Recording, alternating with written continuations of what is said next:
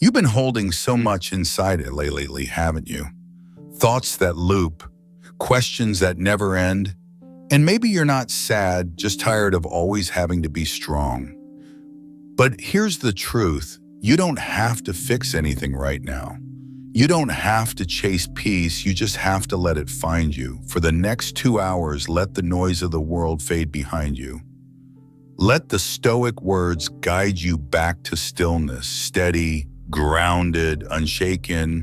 Each story, each reflection will soften the edges of your mind until calm feels natural again.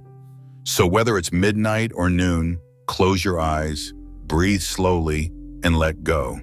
You are safe here. You are seen here. And from this moment on, you are no longer alone tonight. Stop right here. Don't scroll past this, because what you're about to hear may be the line between drifting through your days or finally taking command of them. You don't need to chase happiness tonight. Just listen and let your mind rest where peace begins. And if you don't lay it down each morning, you'll feel like you're running but never arriving. Tonight, there's nothing to follow, no steps to master. Just listen and let each reflection find you in its own time. Some words will meet you softly, others will wake something you forgot was still alive inside. Let them pass through you like calm wind through open windows. No effort, no resistance. This isn't about fixing anything. It's about remembering that peace was never gone. It was only waiting for you to slow down enough to hear it again. Here's the truth. Too many people wait for happiness like it's a delivery package. But joy doesn't knock on your door. It's something you build, something you choose. And when you practice it daily, it becomes unshakable. Stay with me through these 7 parts, and you won't just hear the idea. You'll feel it anchor inside you like strength you forgot you had. Think of it this way. Most people are like houses built without a foundation. They decorate the walls, they polish the windows, but the first storm shakes everything loose. Happiness is that foundation. Without it, life will test you until you collapse. With it, even the hardest winds can't move you. Today, we start building the base, not with noise or confetti, but with something solid that lasts. And by the end, you'll not only have a map, you'll have tools you can use tomorrow morning before the world even touches you. So let me ask you, before we dive into part 1, if happiness really is the ground you stand on, what kind of surface have you been walking on lately? And are you ready to rebuild it, starting today? Stop waiting for someday. How many times have you caught yourself whispering the same line, "I'll be happy when the job comes, when the weight is gone, when they finally see your worth?" We wrap our peace of mind in conditions and hang it on milestones that may never arrive. That small phrase, "someday," sounds harmless, but it's not. It's a thief. It teaches your mind one quiet rule, that joy is conditional, that you don't deserve it yet, that you have to prove yourself before you're allowed to breathe fully. And while you're waiting, life is slipping by.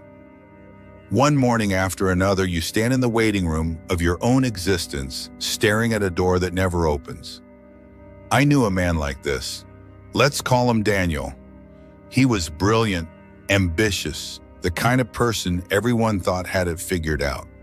First the degree, then the promotion, then the house. Every milestone came, and with each one he said, "Now I'll be happy." But each victory felt strangely hollow. By the time he had the life he thought he wanted, he had trained himself so long to delay joy that he no longer remembered how to feel it. He built a castle but forgot the sunlight. And the saddest part, no one else could give it back to him. This is the lie of someday, that happiness is a prize at the end of struggle.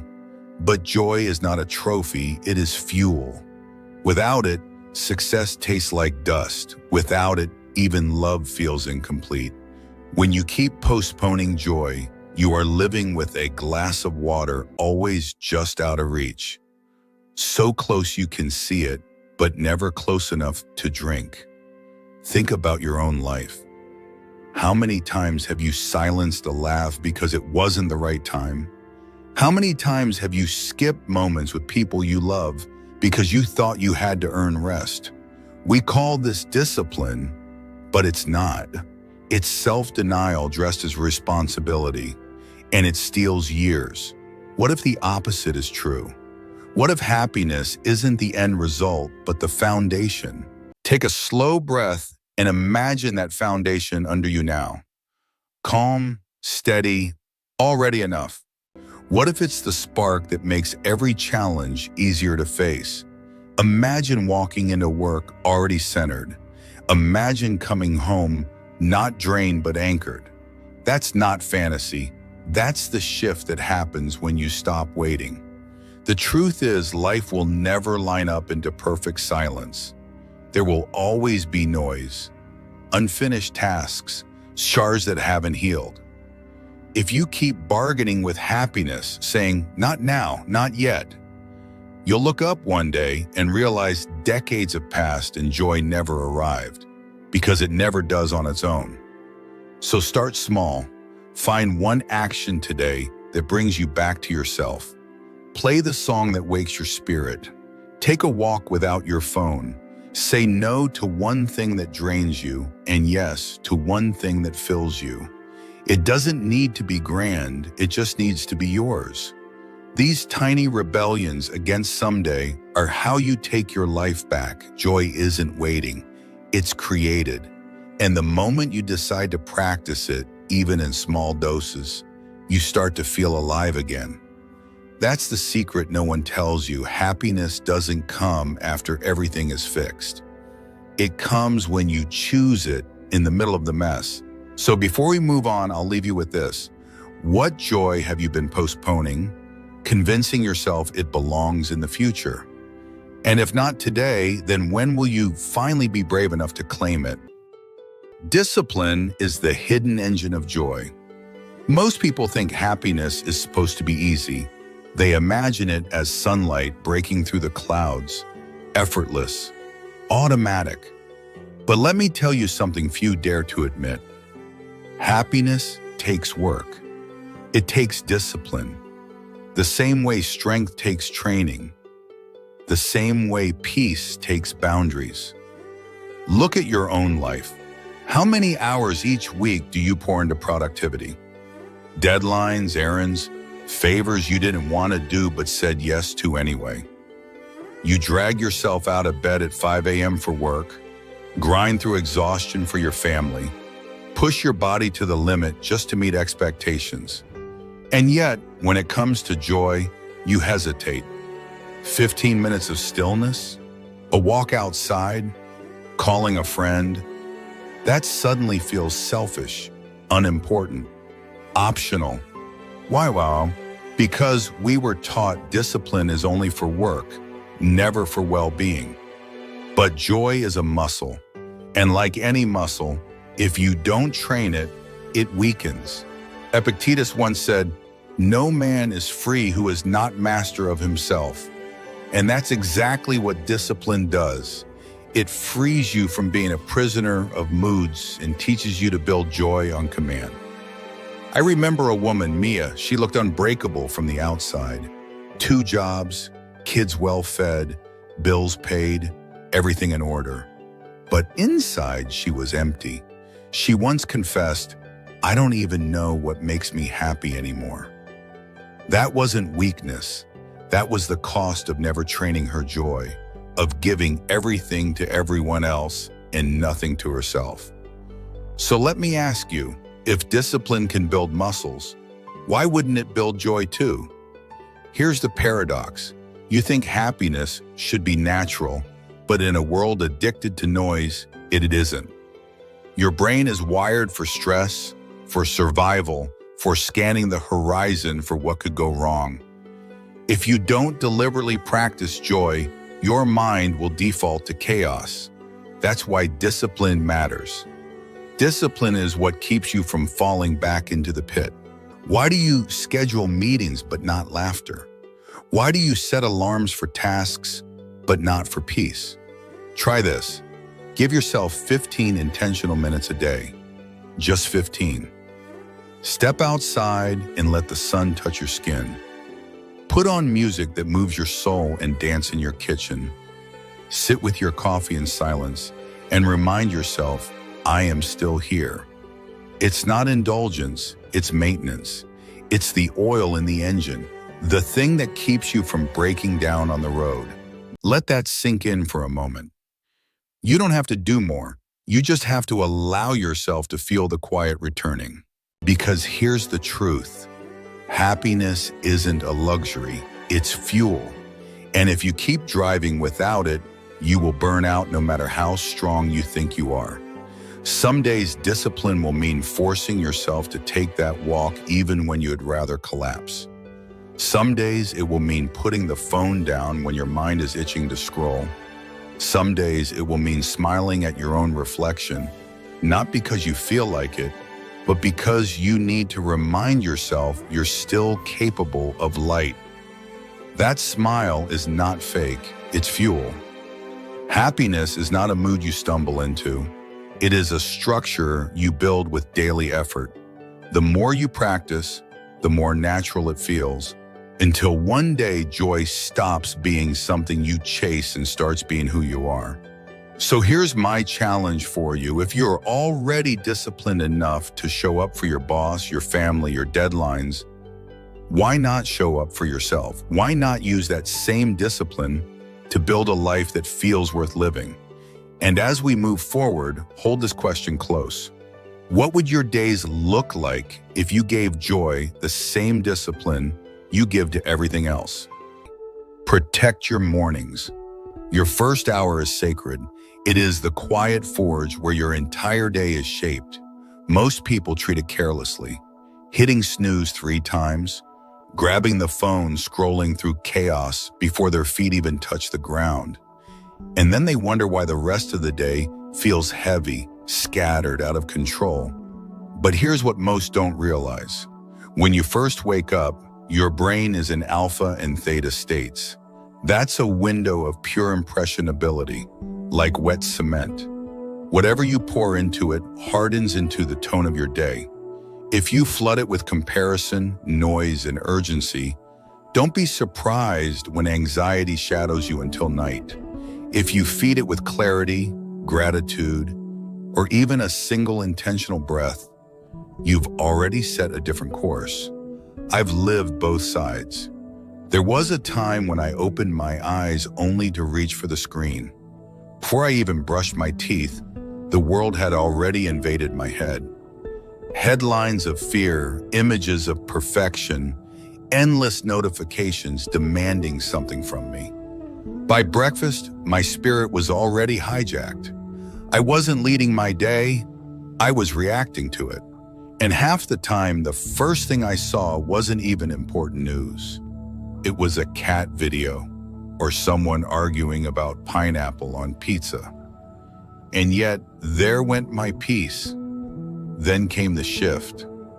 I started asking one simple question before anything else.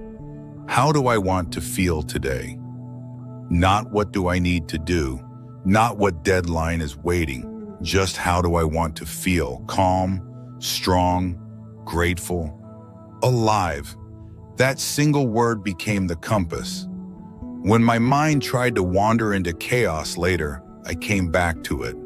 And little by little, my mornings stopped being battlefields. They became blueprints. Protecting your mornings is not about perfection. It's about ownership. It's about saying, before the world writes its script on my mind, I will write my own. So what does this look like in practice? Start small. Give yourself 60 seconds of silence before touching a screen. Breathe deeply. Choose a word. Whisper it to yourself. If you want strength, say strength. If you want peace, say peace. Let it settle like ink on fresh paper. Then let your first action align with it. Drink water slowly, open the blinds, stretch your arms toward the light. And even if this isn't morning, it's okay. Every time you slow down and choose awareness, it becomes a new beginning. This isn't self-indulgence. This is architecture. You're building the frame of your day before the world throws bricks at it. And here's a deeper truth. If you don't protect your mornings, someone else will use them. Your attention is currency, but your attention is not public property. It is private. Guard it like the lock on your front door. Joy is not found at the end of the day. Joy begins in the first hour, in the choices you make when your spirit is still soft, when your mind is still shaping. Own your mornings, own your state. So pause now and ask yourself, tomorrow morning when your eyes first open, will you hand your peace to the world? Or will you claim it as your own? And before we step into the next lesson, I want to hand you a gift, something rare, a tool to rewire your mornings before the world touches you. Think of it as 4 anchors, 4 lines to speak into yourself when the day is still fresh and your mind is wide open. Say them slowly, clearly, until they stop sounding like words and start sinking into your bones. Today I lead my mind. Nothing else commands me. I rise with strength, even if I wake in shadows. No storm outside me is stronger than the calm I build within. Happiness is not waiting. I create it here, now, today. Repeat them until they feel less like affirmations and more like oxygen. Let them set the tone before noise, before doubt, before anything else gets a chance to. The Batman lesson. There's a reason Batman has lived in our culture for generations. He is not a god. He has no superhuman powers. What he has is discipline, focus, and a refusal to let pain become his prison. As a child, Bruce Wayne lost everything. That trauma could have broken him, left him bitter and powerless. And for a while it almost did. But instead of surrendering, he made a decision to shape his suffering into strength. Why does this matter for you and me? Because most of us are not waiting for capes or miracles. We are waiting for life to finally go easy. But life doesn't do easy. Life throws chaos, loss, betrayal, disappointment. And in those moments, you stand at the same crossroads Bruce Wayne did. Let your darkness consume you or forge something powerful from it. Here's the mistake many people make.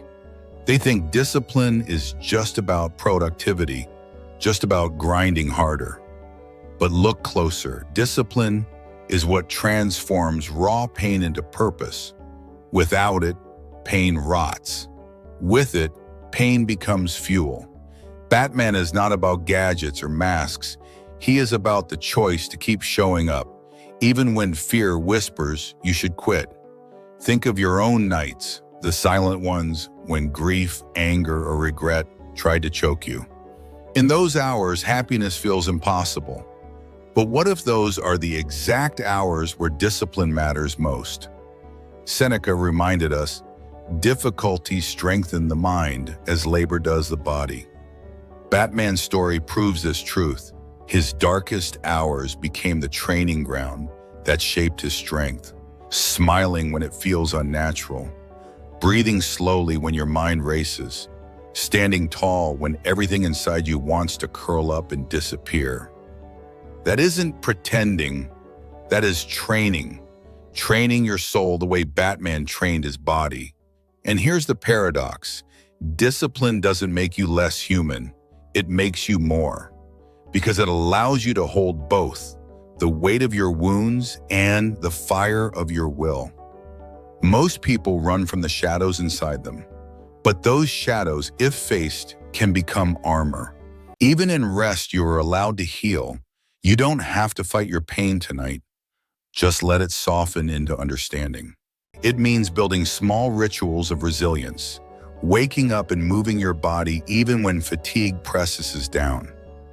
Choosing honesty when a lie would be easier. saying no to the habits that numb you. Each act of discipline is a brick, and brick by brick, you construct a self that storms cannot destroy. Here's a practice for you. Tonight or tomorrow, when you feel resistance, the urge to scroll, to avoid, to delay, pause and whisper to yourself, "This is my training ground." Then do the small act anyway. Push through the first 2 minutes. So let me leave you with this. When life shows you its darkness, will you let it define you? Or will you, like Batman, turn it into the very thing that protects you? Happiness in hard times. There are mornings when happiness feels like a stranger. Not because you don't want it, but because life has weighed so heavy on your chest that even breathing feels like work. You open your eyes and the ache is already there. The loss you can't undo, the stress that never lets up, the disappointment that clings like smoke. And in those moments, joy doesn't feel like a choice, it feels impossible. But here's the radical truth. Those days are when happiness matters most. Because it's easy to smile when life is light.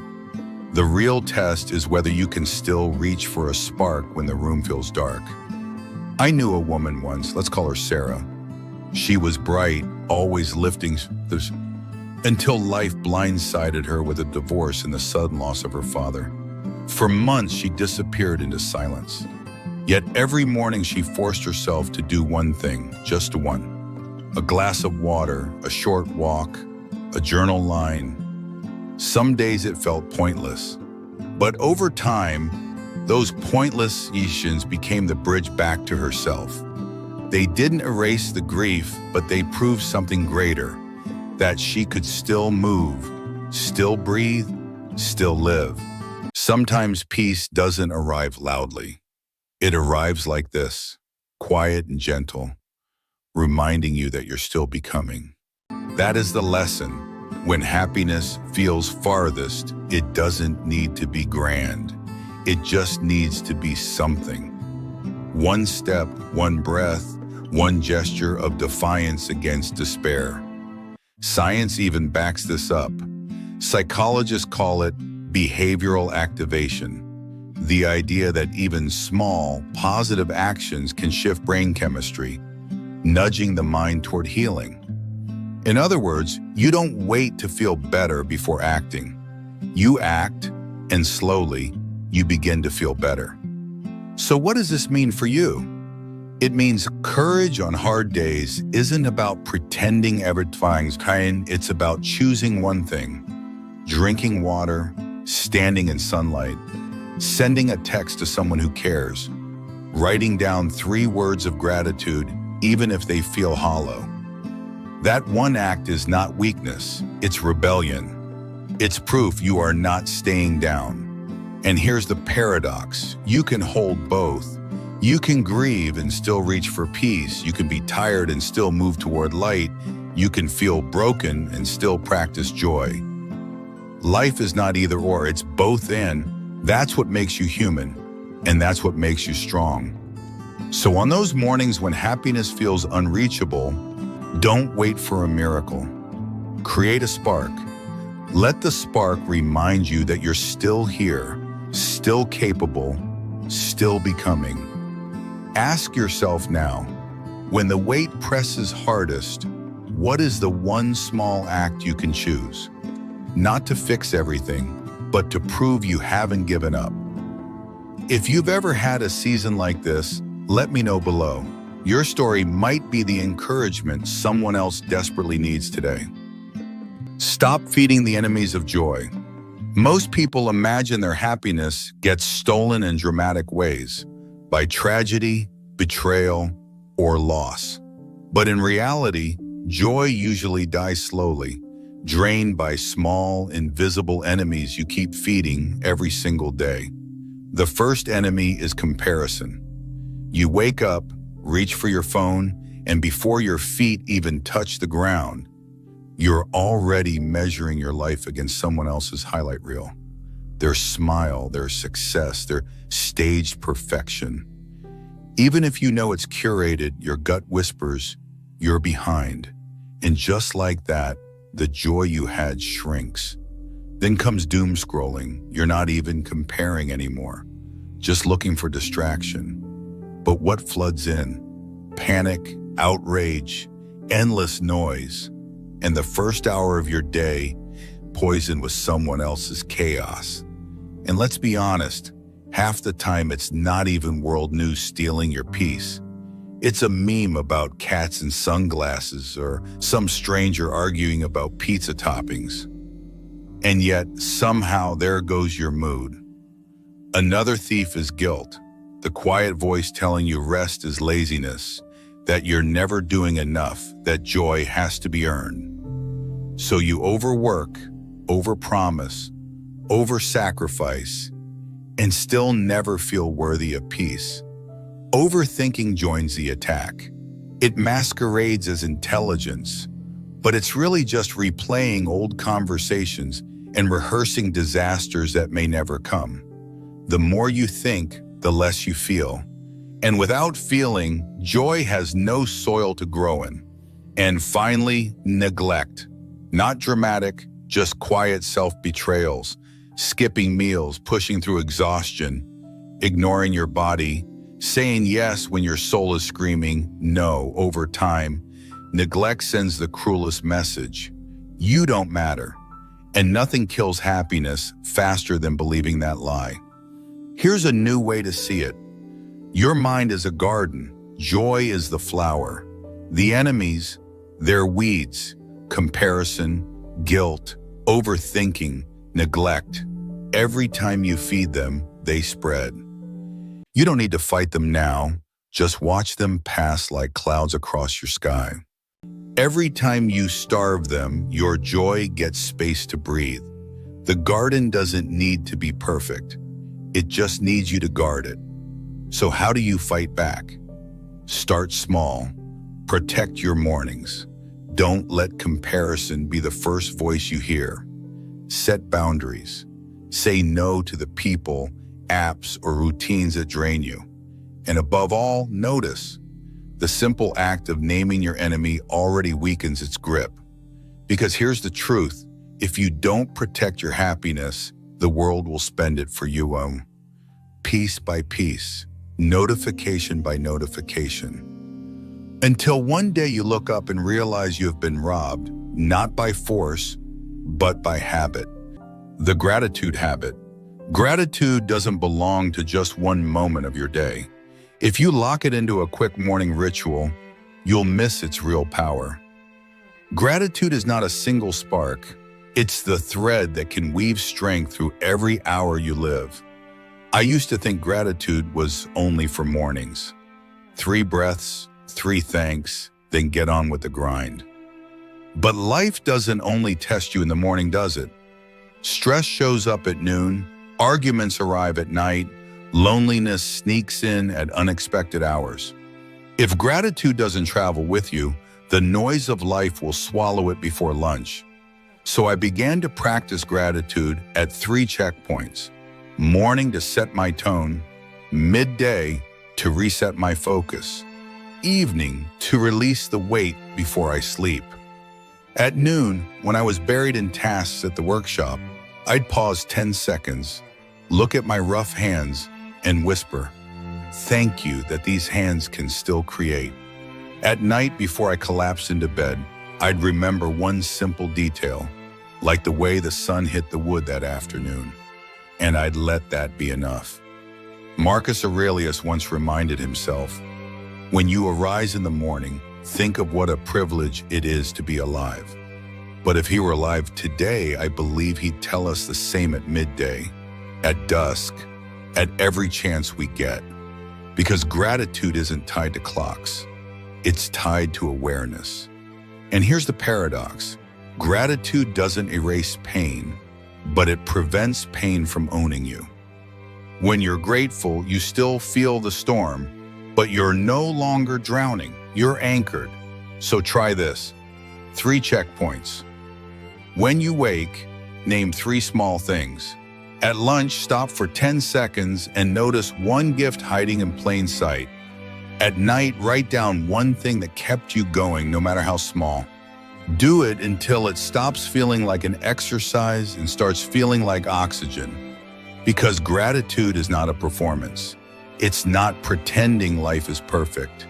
It's choosing, again and again, to notice that even in chaos, something is still holding you. And when you notice it, you grow roots that storms cannot pull out. Let that awareness stay with you, not as effort, but as ease. You are safe and you are enough. So I'll ask you this. Tomorrow, when stress hits you at noon or silence greets you at midnight, will you let the moment consume you, or will you pause, breathe, and say thank you? We've moved through quiet lessons tonight about breaking the lie of someday, guarding your mornings, finding strength in shadows, and practicing gratitude like a daily discipline.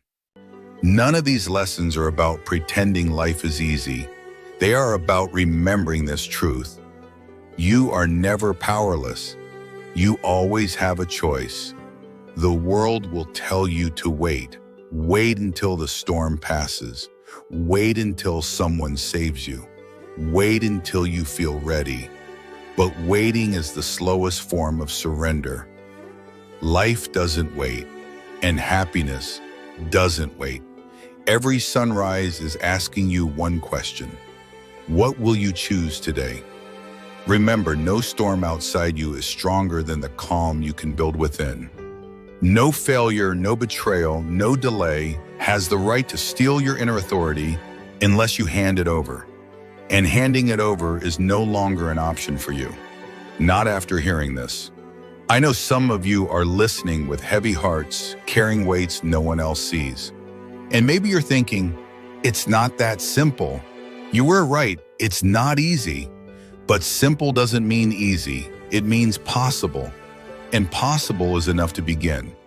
You don't need to begin with force. Beginning can simply mean breathing again. Wake up and whisper strength into your soul. Walk outside even if the sky is gray. Say no to what drains you. Say yes to what breathes life back into you. That's not selfish. That's survival. That's sovereignty. And here's what I promise you. If you do this, if you practice it not once but daily, you'll look back one day and realize happiness was never something you were chasing. It was something you were building, brick by brick, thought by thought, morning by morning. This is not the end of the journey. This is the invitation. An invitation to stop living as a victim of moods, mistakes, and moments, and start living as the builder of your own state, your own peace, your own fire. So I leave you with this question, the one that will decide everything. Tomorrow morning, when your eyes first open, will you surrender to the noise, or will you rise and claim the day as yours? The choice is always yours, and the time is not someday. It is now. You're safe here. Breathe in and out. As the body softens, the mind clears. Now let's gently quiet the mind. You, yes, you, the man hiding a storm behind a steady face, the woman smiling while her mind is on fire at night. Don't look away. This is for you, because I know what it feels like when your thoughts turn into enemies, when silence is louder than any scream. You don't have to solve anything now. Let the words move like calm water while your body grows heavier and safe. It can turn a friendship into silence, a love into distance, simply because you let your mind run wild with dark stories that never happened. Now picture this. Your mind is a harbor at night. Ships keep arriving, some carrying gold, others poison. Most people grab the first cargo without checking what's inside, and then they wonder why they feel sick. But you are not the dock worker. You are the harbor master. You decide what unloads and what gets turned away. For now, simply watch the ships drift. No ship has to dock unless you allow it. Stay with me. Somewhere deeper in this video, there's a hidden gift. an insight so reversed it can flip the way you see your past forever. It won't come early. You'll need to walk with me until it arrives. But when it does, it will feel like opening a locked window in a room you thought had no air. If you could finally guard the harbor of your mind tonight, what is the first ship you would refuse to let dock? It may sound strange because we've grown up believing the voice in our head is who we are. But if every thought defined you, you'd be chaos walking. Jealous in one breath, confident in the next, defeated 5 minutes later. Thoughts drift like clouds. You remain the sky. The real danger comes when we treat every thought as a command. One whisper, I'm failing, I'm unloved, I'll never catch up. And suddenly it bleeds into our conversations, our relationships, even the way we sleep at night. Negative thinking can make your hair turn gray and carve new lines on your face after just one restless night. It can twist a friendship into silence, a relationship into distance, simply because you believe the darkest version of an innocent pause. And when my mind starts spinning endless scenarios, painting failure before I even begin, turning a simple step into a tangled mess, I remember the mantra my mentor Kai gave me. Just do it. Don't overthink. Label thoughts, don't own them. Instead of I'm worthless, say I'm having a thought that I'm worthless. That one shift creates distance. A thought unlabeled is a dictator. A thought labeled is just background noise. You don't have to obey it. If a thought appears, name it softly. I'm having a thought about. Then lengthen the exhale and let it pass. A Stoic once said, it is not events themselves that trouble us, but our opinions of them. For now, there is nothing to fix. The sky does not follow the clouds. It lets them drift. Your mind is like a stage. Strange characters walk in. A clown juggling worries. A villain screaming despair. If you mistake each character for yourself, your life turns into a chaotic play.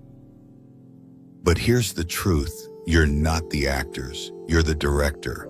You decide who gets the spotlight and who exits the stage. And never forget this. The sky never apologizes for a passing storm. Clouds roar, lightning strikes, yet the sky remains untouched. That's you. Thoughts are visitors. Some are welcome, some are not. Let them pass. You are not the storm. You are the sky, and the sky does not break. The mind has a cruel habit. It keeps shouting, this shouldn't have happened. A breakup, a failure, a betrayal. We replay it like a broken song, hoping the ending will magically change. But every time we hit rewind, the cut only goes deeper. Negative thinking thrives on this loop. You don't just suffer once. You suffer again and again in memory. It's like renting out your living room to the past and watching it trash your furniture night after night. Think of this everyday scene. You drop your phone, the screen cracks. What's the first thought? Why did this happen? If only I had held it tighter. You stare at the crack as if staring could undo it. The phone is broken either way, but your mind is still arguing with gravity. That's how most of us live, debating with events that have already stamped their ticket. If crying at the rain could stop it, we'd all be professional weather controllers by now. But no amount of sulking has ever dried a storm. Here's the practice. When your mind says, this shouldn't have happened, answer with one line, it did happen. So now what? That short sentence flips the power. Repeat silently. It did happen. And now gently we turn toward what's next. Then let the shoulders soften. Instead of being the victim of the page already written, you become the author of the next one.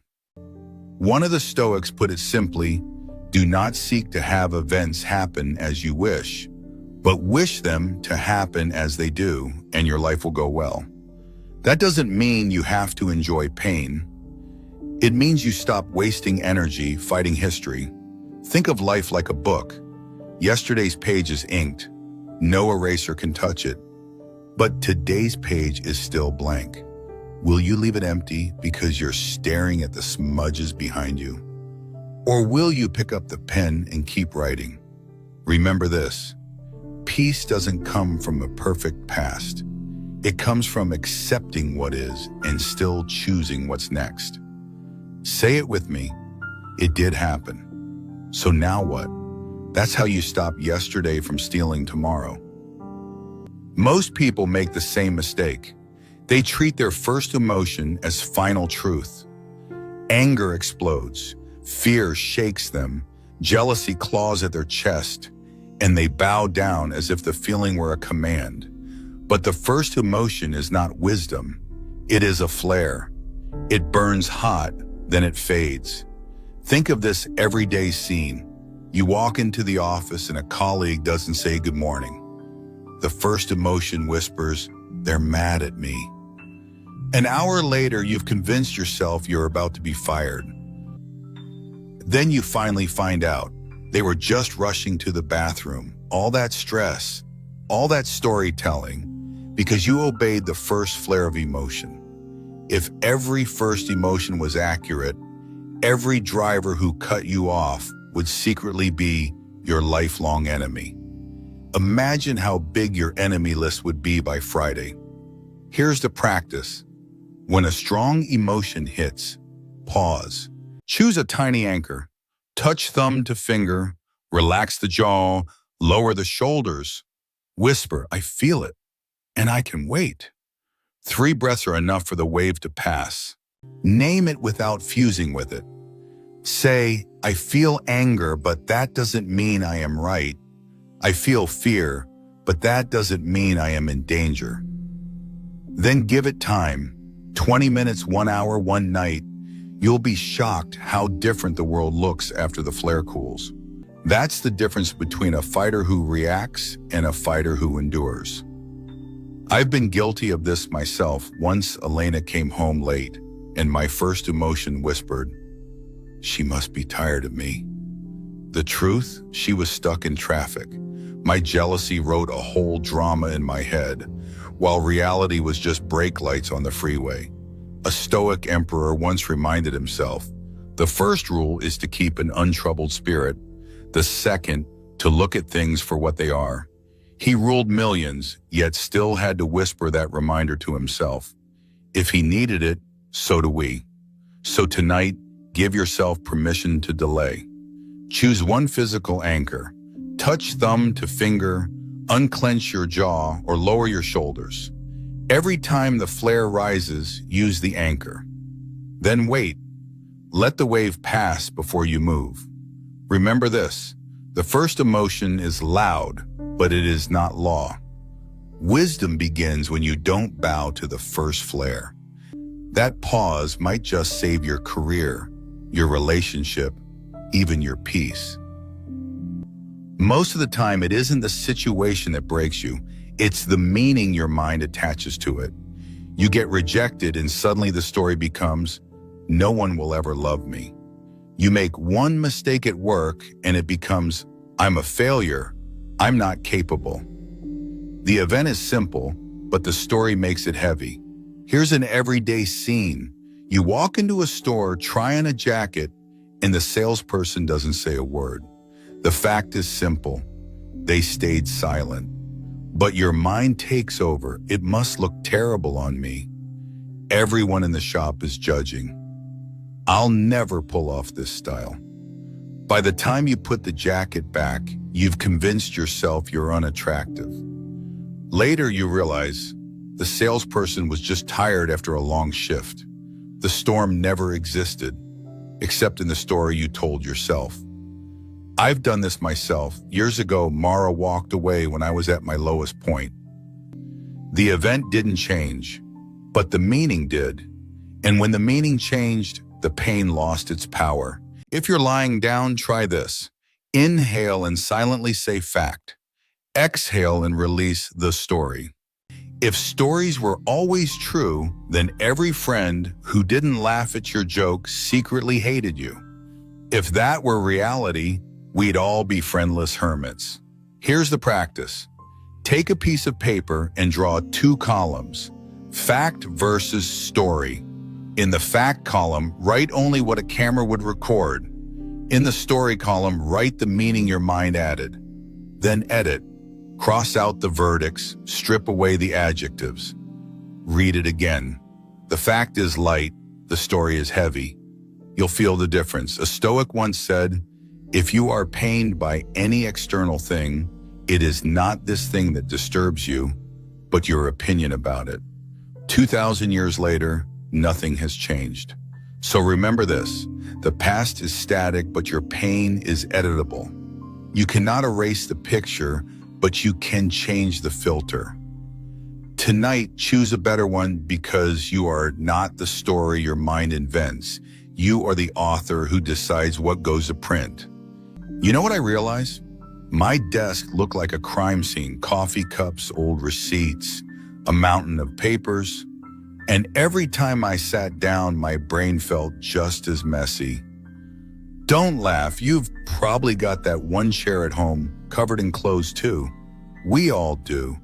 And that's the point. Chaos outside always leaks into chaos inside them. Your mind is not just shaped by your thoughts, it is fed by your environment. And tonight, try one gentle reset. Put the device down one song earlier than usual, or clear one small surface. Quiet helps the mind settle. And what you feed it will eventually show in your voice, your choices, and your peace. If you surround yourself with noise, drama, gossip, and endless scrolling, don't be surprised when your inner world feels like a crowded marketplace. Think of this. You wake up and the first thing you see is a feed of arguments, polished lives, and bad news. Before you've had water, you've already swallowed envy, fear, and distraction. By noon, you're tired without lifting a hand. It wasn't your work that drained you, it was your inputs. I once visited a carpenter who kept his workshop startlingly simple. One tool on the bench, one quiet song playing, nothing else. He told me, "Order outside gives me order inside." His work carried a calm glow because his mornings did too. That day, I realized how much chaos I had been letting in without noticing.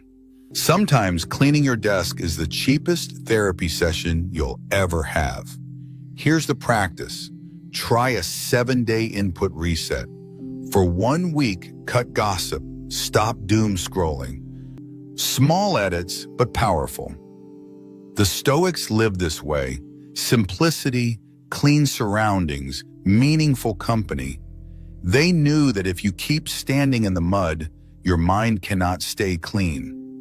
So ask yourself tonight, who are the voices planting seeds in your mind?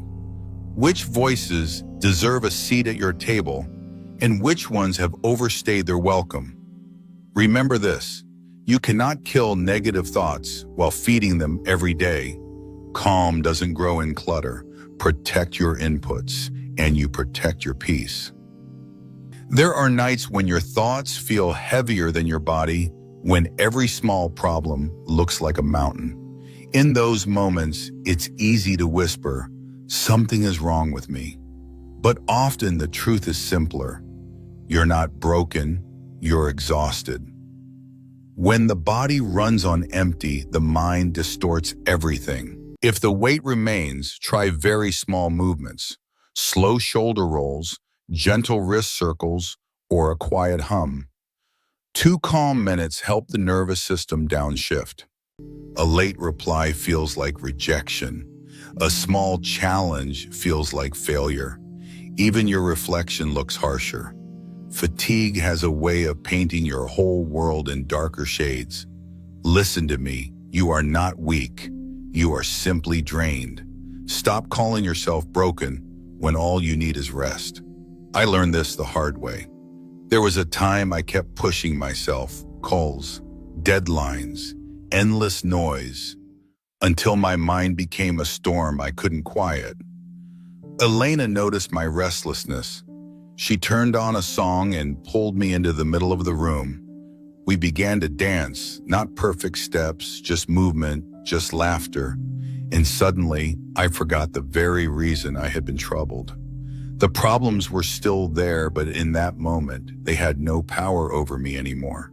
You've felt this too. Think of the nights you argued with yourself until 2 a.m., convinced your life was falling apart. And then, after a few hours of real sleep, you woke up wondering why it all seemed so catastrophic the night before. The problem wasn't solved.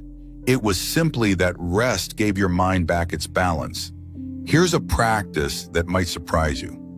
When the heaviness won't leave, don't just sit there overthinking. Put on a song with energy, stand up, and move. At first it feels silly, but within minutes you'll notice the shift. The negative energy leaks out, your chest opens, and suddenly the weight is lighter. Sometimes what your nervous system needs isn't another thought, it's release.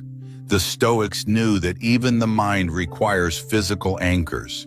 They valued stillness, but they also walked, trained, breathed deeply. They understood that when the body resets, the spirit follows. So the next time your mind screams that you're failing, don't rush to believe it. Ask first, am I broken or just tired? If tired, rest is wisdom. Remember this, exhaustion is not who you are. It doesn't define you. It only asks you to pause, refill, and let your body set your mind free. You are not broken. You are simply waiting to be restored. Negativity grows in the soil of forgetfulness.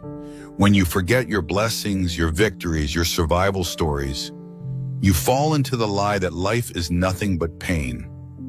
If you're still watching, hear this. Gratitude is not soft, it is not cliché. Gratitude is war, and it might be the very weapon you have been ignoring. When your mind is stuck in negativity, it narrows your vision. Nothing works. Everyone is better. The world is unfair. But the moment you count what is still here, the tunnel opens. I once met a nurse finishing a night shift. She looked exhausted. Her shoulders slumped. Yet before leaving, she opened a notebook and wrote 3 simple lines. A warm meal, my daughter's laugh, a kind patient today. Her face softened. Nothing in her circumstances changed, but her spirit shifted. And maybe you've done something like this without even noticing. That moment when you sip hot coffee on a cold morning and whisper, "This is good." Or when you sit in traffic but catch your favorite song on the radio and suddenly the weight doesn't feel so heavy. Gratitude often hides in these tiny pauses. The ones so ordinary we forget they're sacred. That is the quiet power of gratitude. It doesn't erase struggle, but it balances the scale. Before sleep, just think of 3 anchors, 1 person, 1 strength, 1 small opportunity. No need to write, only breathe and soften. I've lived this too.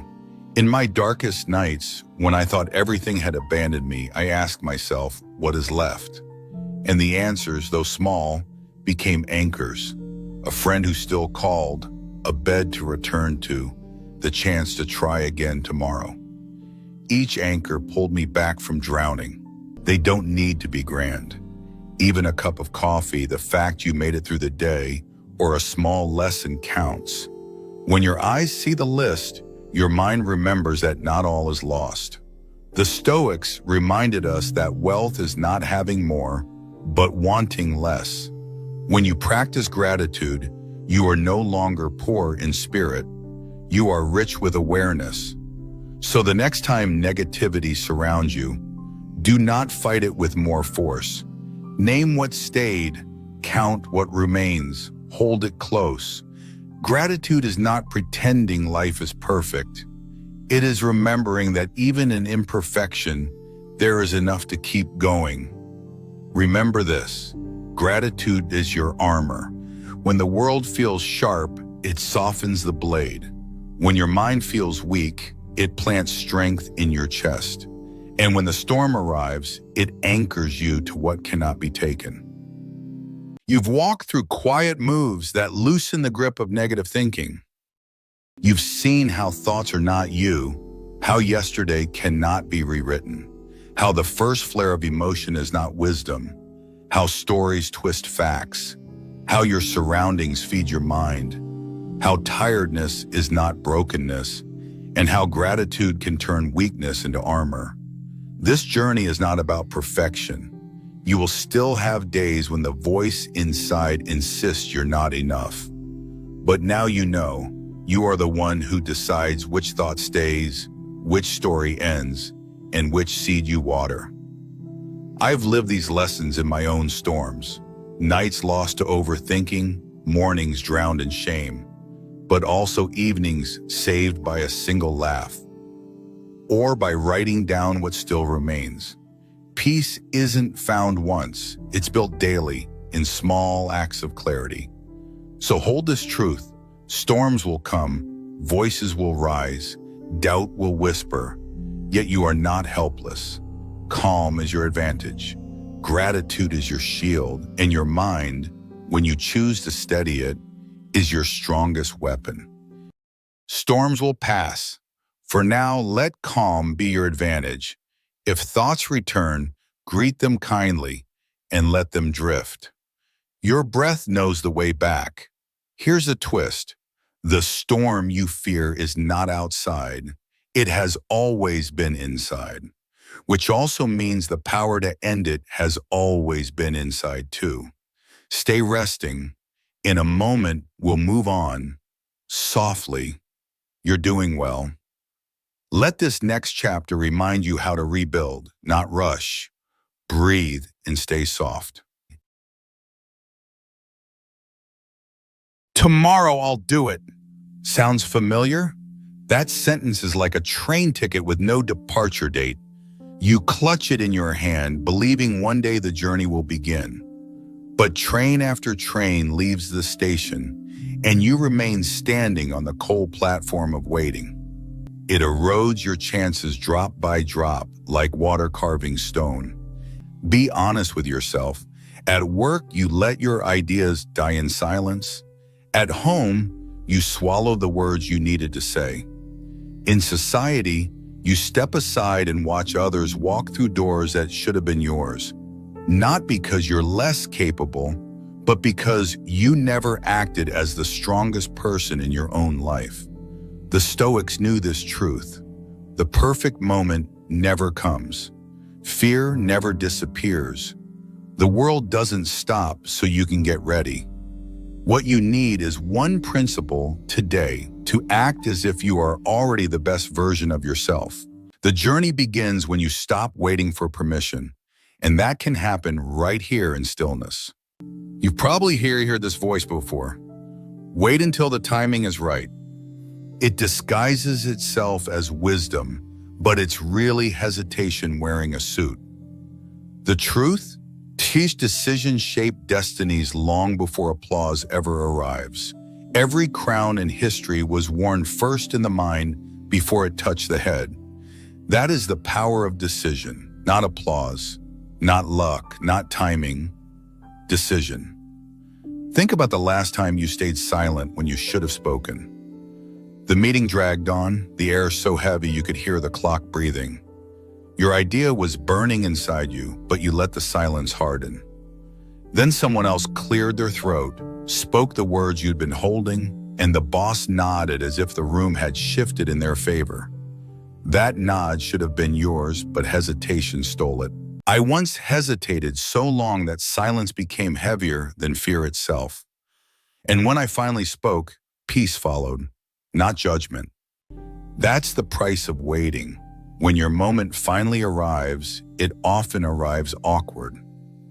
Or picture this. You stand at the entrance of a networking event, the carpet buzzing with voices. Just a few steps away is the person who could open a door for your career. 10 steps, that's all. You rehearse the words in your mind. Hi, I've admired your work for years. But your feet betray you. They freeze. rooted in invisible cement, and then, like smoke, the moment slips through your fingers. Here's the truth. Hesitation is not harmless. It is erosion. It's like standing in the ocean, waves washing away the sand beneath your feet. At first, you think you're safe, standing still. Then you realize you're sinking, inch by inch, until you vanish. Once you dare to speak, the world doesn't collapse. No lightning strikes. Often people lean in closer, grateful someone broke the silence.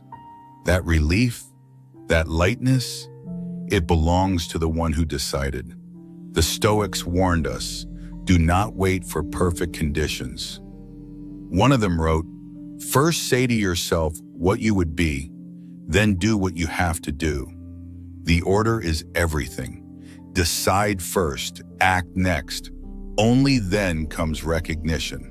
If you're listening while resting, let that line settle in your body. Decide first. Breathe next.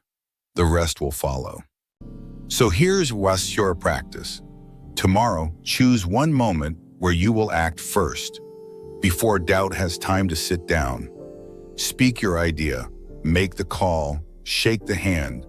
Do not wait for confidence to arrive. Let decision drag confidence behind it, because the world only respects those who respect their own choices. Decide like the best, and now ask yourself, what has hesitation already cost you? And how much longer are you willing to keep paying that price? There's a difference between entering a room and needing everyone to notice you, and entering a room and everyone noticing anyway. That difference is confidence without arrogance. Picture a dinner with friends. One person dominates the table, voice rising above the clatter of cutlery. They're desperate to be heard, so every story grows louder, longer, more exaggerated. That's arrogance, volume without depth. Now think of someone else you've met. They walked in quietly, sat down, listened first.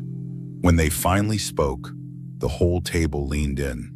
Their calm made space for others, but their presence carried weight. That's confidence. And the difference is magnetic, I'll be honest. There was a time I mistook force for confidence. I walked into a gathering and tried to fill every silence, my words spilling faster and louder than they needed to. I thought energy meant strength. Here's the contrarian truth. Real confidence is not noise, it's restraint. It's the courage to let silence work for you too. The Stoics knew this. Marcus Aurelius, Emperor of Rome, wrote daily reminders not to think too highly of himself. Even though he ruled millions, he practiced authority that was calm, steady, and humble. So here's your practice. This week, in every room you enter, slow down. Speak one sentence less than you want to. Even now, notice your breath slowing. Confidence begins there, in stillness, not noise. Lower your tone by half. And notice your presence expands, not shrinks. People lean in because you're not trying to prove, you're simply being. Because arrogance shouts, but true confidence whispers and still gets heard. Stand like the best. Now ask yourself, when you walk into your next room, will people remember the noise you made or the calm you carried? Most people wait for belief to arrive before they act. They think, once I feel confident, then I'll move. But the order is backwards. Confidence is not the ticket that gets you on stage. It's the applause that comes after you've already walked out. Imagine an empty theater. The curtain hasn't even risen, yet the actor is already pacing behind it, heart pounding, palms sweaty. Do they feel confident? Number. But the moment they step under the lights, their body begins to catch up with their choice. That's how belief is built, in motion, not in waiting. I remember once standing in front of a crowded hall, hands trembling so badly I almost dropped the paper I was holding. My mind screamed, "You're not ready." But I opened my mouth anyway, The words stumbled at first, but something shifted. The audience leaned in, and suddenly my fear was working for me, sharpening my focus. That's when I learned, belief grows legs only after you start walking.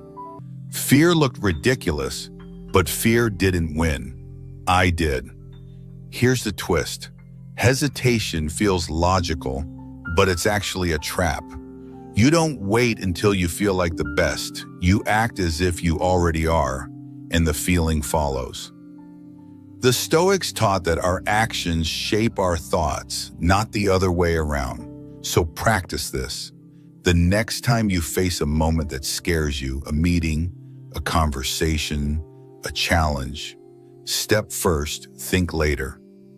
Let your body lead your mind. Act before you believe. Move like the best. And now ask yourself, what dream of yours has been waiting for someday, when in truth it has been begging for you to step forward today? I told you part 3 would hold something unique. This is your gift. When fear tries to freeze you, don't argue with it. Answer it. 3 lines, sharp, simple, unshakable. I move before I'm ready. Step forward as you breathe out. My fear is fire and it fuels me. Feel the heat in your chest. Let it burn upward. Right now, fear bows when I move. Stand taller as you say it. Say them once. Feel your breath and act. It's not magic, it's muscle. And the more you use it, the stronger it grows. Now let your body rest again. The lesson is already learned by your breath. Success is not a chair you sit in forever. It's a treadmill. You stop moving and you fall. The danger is not failure. The real danger is comfort disguised as victory. I once walked into a friend's office and saw a dusty trophy sitting on a shelf. He said, "That was my big win 10 years ago." He smiled at the trophy, unaware it was only holding yesterday's air. Growth doesn't celebrate what you did. Growth demands what you'll do next. The Stoics understood this well. Marcus Aurelius, emperor of Rome, reminded himself every morning that each day was a fresh chance to practice virtue, not to rest on power. If the ruler of the world could see life as training, what excuse do we have to stop? I once told myself I had arrived after closing a deal. That night I celebrated like a king, ate too much, bragged too loud. The next morning I woke up hungover, inbox full, and realized success doesn't pause the bills. Comfort had tricked me into believing the game was over. The contrarian truth is this: stagnation is louder than failure. If you're resting now, let this rest renew you, not replace your growth. Failure at least moves you, teaches you, forces you to adjust. Stagnation whispers, "You're fine," while quietly burying you alive. So here's your practice. Each day, pick one micro upgrade. Read a page you wouldn't have read. Do one push-up after you think you're done. Send one message of gratitude. Small, yes, but consistent drops carve rivers through stone. Because excellence is never owned. It's rented, and the rent is due every single day. Stillness is sacred, but comfort is different. Stillness restores you. Comfort removes your edge. Train like the best. Now ask yourself, are you polishing old trophies or earning new ones today? Strength is easy to admire. Weakness is harder because it reveals what we would rather hide. But here's the paradox. The parts of you that embarrass you the most can become the very places you grow the fastest. I once let frustration rise higher than wisdom. But in that silence after, I heard what strength truly sounds like. Gentleness. It's almost funny because when I tried to act as if nothing happened, a quiet voice inside me asked, "If you pretend your cracks don't exist, how can the light ever enter?" The question cut deeper than my own guilt. I realize that facing the places I fall short is the doorway to becoming better. Stay with me here. This one may sting, but it will free you. The truth is this: ignoring weakness doesn't erase it. It grows in the dark, twisting, demanding more of you later. But when you face it, name it, and train it, weakness turns into discipline. Anger becomes patience. Fear becomes courage. Laziness becomes strategy. The Stoics reminded us, power is not in pretending to be flawless, but in mastering the places you stumble. Seneca wrote that setbacks are our greatest tutors. They reveal where we need to strengthen the muscle of virtue. So here's your practice. Tonight, write down one weakness you have been running from. If you're lying down, you can skip the writing. Just name one thing softly in your mind and let breath surround it with kindness. Don't fight it, don't disguise it, just name it. Then ask, how can this become my training ground? The act of naming already begins the transformation, because real confidence doesn't come from hiding your flaws. It comes from training them until they serve you. Your flaws don't own you. You own them. And now ask yourself, what weakness in your life is waiting to stop being your shame and start being your coach?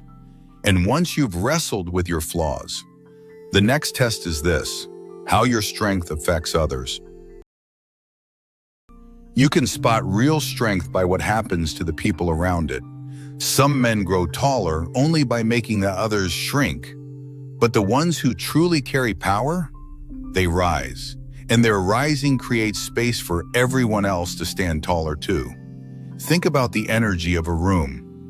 One person walks in restless and sharp, and suddenly everyone feels on edge.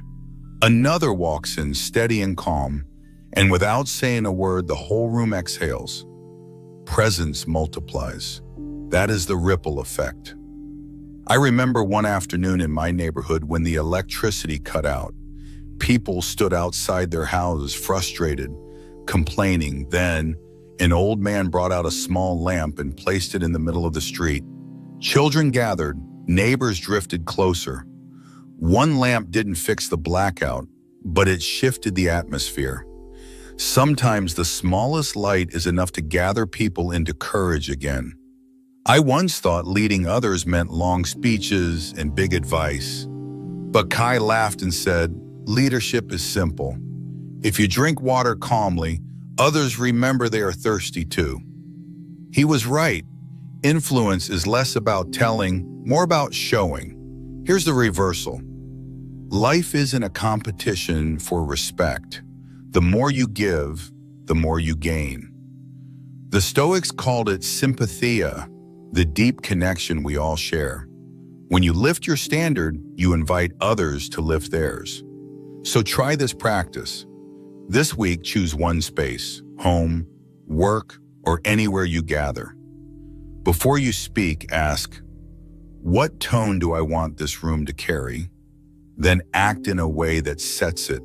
For now, let this space, wherever you are, become calm through you. Calm if it's case, warmth if it's cold, clarity if it's confused. Most people see failure as a gravestone. The Stoics saw it as raw material. Marcus Aurelius wrote, "What stands in the way becomes the way." The obstacle is not the end of the path, it is the path. Even this pause, this rest is part of your training. Recovery is not weakness, it's integration. Think about the last time something collapsed in your hands. The deal you thought was certain vanished overnight. The relationship you invested in cracked under pressure. The plan you drew carefully fell apart in minutes. Your first instinct was probably shame. You lowered your head, hoping nobody noticed. But failure is not shame. Failure is feedback. I remember a business idea I launched years ago. I poured months of work into it, but it collapsed so quickly it felt like sand slipping through my fingers. For a while, I walked around heavy with embarrassment. Then one night, the thought arrived on its own. Maybe this wasn't the end at all, but the lesson I had been avoiding when life was easy. And just like that, clarity returned. Here's the truth. Comfort feeds ego, but failure feeds growth. Failure burns away illusions and shows you where you are weak, where you need to train. And every time you rise again, you rise stronger, sharper, harder to break. So here's your practice. Write down your 3 latest failures. For each one, answer a single question. What skill or lesson did this pain just purchase for me? Do this honestly, and you'll find that failure is not loss. It's tuition. The ones who act as if they are the best don't avoid failure. They turn it into fuel. Fall, rise, repeat. That's unbreakable. And now ask yourself, when the next wall blocks your path, will you see it as the end or as the stone you'll step on to climb higher? Another passage closes. Another door within you opens. Acting as if you are the best is not arrogance. It is alignment. You've seen it now. Decision before applause, confidence without noise, action before belief, growth before comfort, weakness as your teacher, lifting others as you rise, and failure as your fuel. Every part points to the same practice. Stop waiting for permission. Stop rehearsing tomorrow. Step into the role today. The Stoics reminded us life is short and every dawn is a gift. Marcus Aurelius wrote that when you wake up in the morning, remember what a privilege it is to breathe, to think, to love. Wherever you are, let this breath be that privilege. Nothing to prove, nothing to chase, just peace returning. So here's how you end this day and begin the next. Because the world doesn't change when you wait. The world changes when you carry yourself as the best version of you again and again until it's no longer an act. It's who you are. The rebuilding is already happening within you. Stay resting. You are safe here. Let the next reflection arrive like quiet dawn. You've rebuilt the inner foundation. Now let the next practice arrive softly, like morning light returning after long rain. It's 3 a.m. again. The city sleeps, but your mind won't. Even if it isn't night where you are, you'll understand this feeling. The mind that won't rest when the body tries to. Sometimes stillness feels impossible. You're awake, yet your heart keeps searching for a place to land. It's not weakness, it's weight.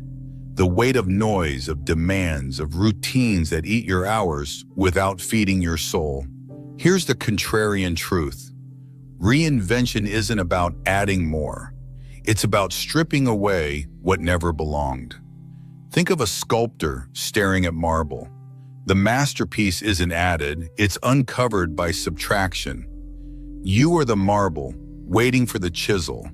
And the blows don't have to be violent. They can be small, precise, repeated cuts.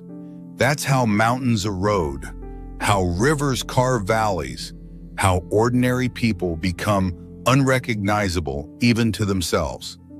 This video is built in 6 parts, each one small enough to act on immediately, powerful enough to shift the way you carry yourself. And somewhere in the middle, there's something special waiting, a gift, a phrase so sharp and simple, it can armor you the next time life drags you into chaos.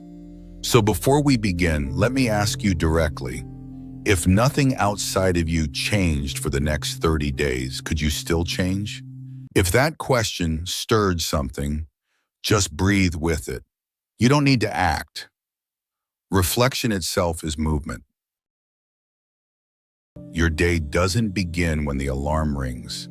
It begins the moment you decide who commands your first thought.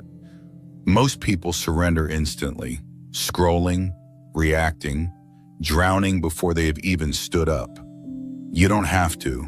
Sit at the edge of your bed for 2 minutes, that's all. Or wherever you are right now, a chair, a quiet space, even while lying down. this moment will still work. No performance, no incense, no posture to impress anyone. Just sit. Let your thoughts drift through like strangers in a crowded station. You don't chase them, you don't fight them. You watch them pass, knowing not every traveler deserves a ticket into your day. This is not about clearing your mind, it's about refusing to be kidnapped by it. The Stoics called it presence of attention, owning the gap between thought and meaning. In those 2 minutes, you train your nervous system to separate noise from direction. That's the first muscle of freedom. You're not kidnapped by thoughts, you're the one holding the keys. I once sat in a hotel lobby watching a man polish the same brass railing for nearly an hour. Guests rushed by, impatient. He moved slowly, deliberately, until the metal glowed. That's what this reset does. It polishes the surface before the world leaves its fingerprints on you. Try it tomorrow. 2 minutes before your phone, before your teeth, before your coffee. Notice the cloud of worries. Notice the echo of last night's arguments. Notice the tiny sparks of anticipation. Label them lightly, then let them pass. By week's end, you'll see the same patterns circling, but instead of being dragged, you'll be watching from higher ground. When the day throws its weight at you, you'll recall that morning pause. You'll know this is just another thought passing through, not a command, and suddenly choice returns. As you listen now, simply remember, you are not carried by thoughts. You're the quiet watcher beneath them. Gratitude is easy to fake. Most people rattle off the same tired lines. Family, health, roof over my head. The words are true but empty. Here's the contrarian truth.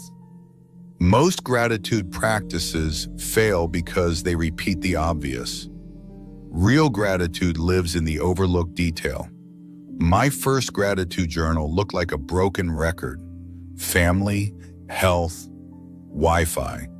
Even I got bored of myself. The brain tunes out repetition the way your ears stop hearing background music in a store. Real gratitude is not volume, it's precision. Today, I want you to hunt for one overlooked victory, not the obvious, something so small you'd usually step over it. The bus that arrived just as you reached the stop. The email you expected to drag you down but turned out lighter than you feared. The barista who remembered your name without asking. One detail, nothing more. Then trace its hidden chain. That coffee? A farmer woke before dawn halfway across the world. Someone roasted the beans, packed them, shipped them, stocked them, pressed the button at the machine, and all of it converged in the moment the cup touched your hand. Suddenly, what seemed ordinary becomes a constellation of effort. Awe sneaks in where boredom used to live. See the sacred in the simple, and you'll never run out of wonder. I once stood in an office elevator when a stranger shifted just half a step so my bag wouldn't slam into the door. Half a step, 2 seconds, forgotten by everyone else. Yet that tiny courtesy bent my mood toward patience for the rest of the day. Practice this once a day. Write down the overlooked win, then ask, why did it matter? Who else made it possible? The answers will surprise you, and after 2 weeks you won't need to search. The wins will start appearing on their own because your vision will be tuned to see them. Most people scan for faults. You'll be scanning for value. And the person who sees hidden blessings in plain sight carries a calm that no crisis can counterfeit. So here's the challenge. Today, will you settle for generic thanks, or will you dig until you uncover treasure? Your energy is the currency of your life. Spend it blindly and you end up bankrupt by evening. Protect it wisely, and you show up full where it matters most. Most people treat exhaustion as normal, dragging their body like a phone running on 1%. But no one lives well on emergency mode. Once a day, at an unpredictable moment, Stop and ask yourself, am I being charged or drained right now? Don't answer with stories, answer with your body. Are your shoulders hunched? Is your breath shallow? Does your chest feel open or caged? These are not quirks, they are signals. If the answer is drained, you have 3 moves. Change the situation, change your stance, or step away completely. Close the app, shift your posture, excuse yourself from the loop. Later is too late. Power leaks rarely fix themselves. They bleed until you intervene. Energy always speaks before words. When your breath steadies, life around you begins to calm too. Contrary to what we've been told, not all struggle makes you stronger. Some reins held firm bring control. Others choke the horse. The wisdom is knowing which is which. Good fatigue feels like effort that adds to you. Bad fatigue feels like effort that empties you. The wisdom is knowing which is which, and this energy check helps you see the difference before the damage piles up. Do it daily and you'll develop an instinct. You'll know which people fuel you, which habits hollow you, and which spaces allow you to breathe. And from that awareness, choices sharpen. So let me ask, the next time your battery dips, will you wait for collapse, or will you protect your spark before it burns out? And because guarding your spark matters so much, I want to hand you something I rarely share. A hidden tool, a shield I was once given. Carry this and storms lose their teeth. Let me give you something extra here, something you won't find in books or routines. Consider it armor you can carry into any storm. The next time chaos pulls you, an argument online, a pointless debate, the silent war of comparison. Pause, whisper 2 lines. This is noise, not guidance. My energy is worth more than this scroll. I didn't invent these words. Kai once told me, noise will always invite you. Guidance never shouts. Learn the difference. I turned his wisdom into these 2 lines so I could carry them anywhere. Use them once and you'll feel the shift. Use them daily and they become instinct, an invisible shield. When chaos calls, pause before answering. Not every noise deserves your reply. Most wounds hit once. The second strike is the one we deliver ourselves. Spill coffee, forget a name, lose your place in a meeting. The event stings, but the voice makes it bleed. Stupid, clumsy, weak. That voice has been trained to cut deeper than any critic outside of you. Here's the shift. When that voice attacks, stop for a single breath. Inhale slowly, exhale fully, and replace the lash with a line. Given what I knew, I did what I could. Now I know more, simple, not sweet, clear, not cruel. You're not excusing, you're adjusting. I once slipped on a wet trail in the mountains, palms scraped and pride bruised. My old habit shouted, careless. 1 breath, 1 swap. I stood up, tightened my laces, and kept climbing. The mountain didn't need my shame. It needed my steadiness. Psychologists call the repeated attack the second arrow. The Stoics called it distorted judgment. Modern science calls it stress replay. Whatever the name, it drains twice the energy for half the lesson. The harshest wound isn't what happens. It's the voice you train to repeat it. This 1 breath swap interrupts the spiral before it digs its claws in. Practice it anywhere. At your desk after a missed line of code. In traffic after taking the wrong turn. At dinner when you forgot the detail you meant to remember. 1 breath, 1 line, then forward. Over weeks, the critic softens, the pause lengthens, and you begin to hear curiosity where condemnation once lived. When you're no longer at war with yourself, others feel it too. You become safer to be around, not because you're flawless, but because you've made peace with being human. Let the voice inside turn kind. Tonight, your mind is a friend learning to rest beside you. Many nights end with looping endlessly, but you can close the day softly by remembering what was completed. Most of us end the day like prisoners of our own mind. We climb into bed and immediately replay everything unfinished, emails unsent, projects half done, words left hanging. It's like putting yourself on trial every night, and the sentence is always the same. Not enough. But here's the reversal. Productivity isn't defined by what you left undone. It's proven by what you carried through, however small. No wonder mornings already feel heavy before the sun even rises. But there's a better way to close the day. Instead of obsessing over what slipped, honor what was completed, no matter how small. 3 things. That's it. Not the big milestones, but the quiet wins that usually vanish in the blur. Sending that text you'd been avoiding. Choosing patience instead of snapping back. Drinking water instead of reaching for soda. They may look ordinary, but they count. One evening, Elena and I prepared Christmas gifts for children at a charity center. Wrapping paper scattered, boxes half done. Midnight arrived with work unfinished. She sighed. So much effort and still not done. The old me would have called it failure. Instead, I noticed her smile as she tied one ribbon, the quiet joy of picturing the kids' faces. That night, I wrote it as one of my 3 completions. I stayed present in the giving, even when the task remained unfinished.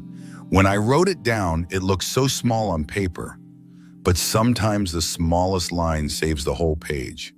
And I woke lighter, knowing love matters more than a perfect finish.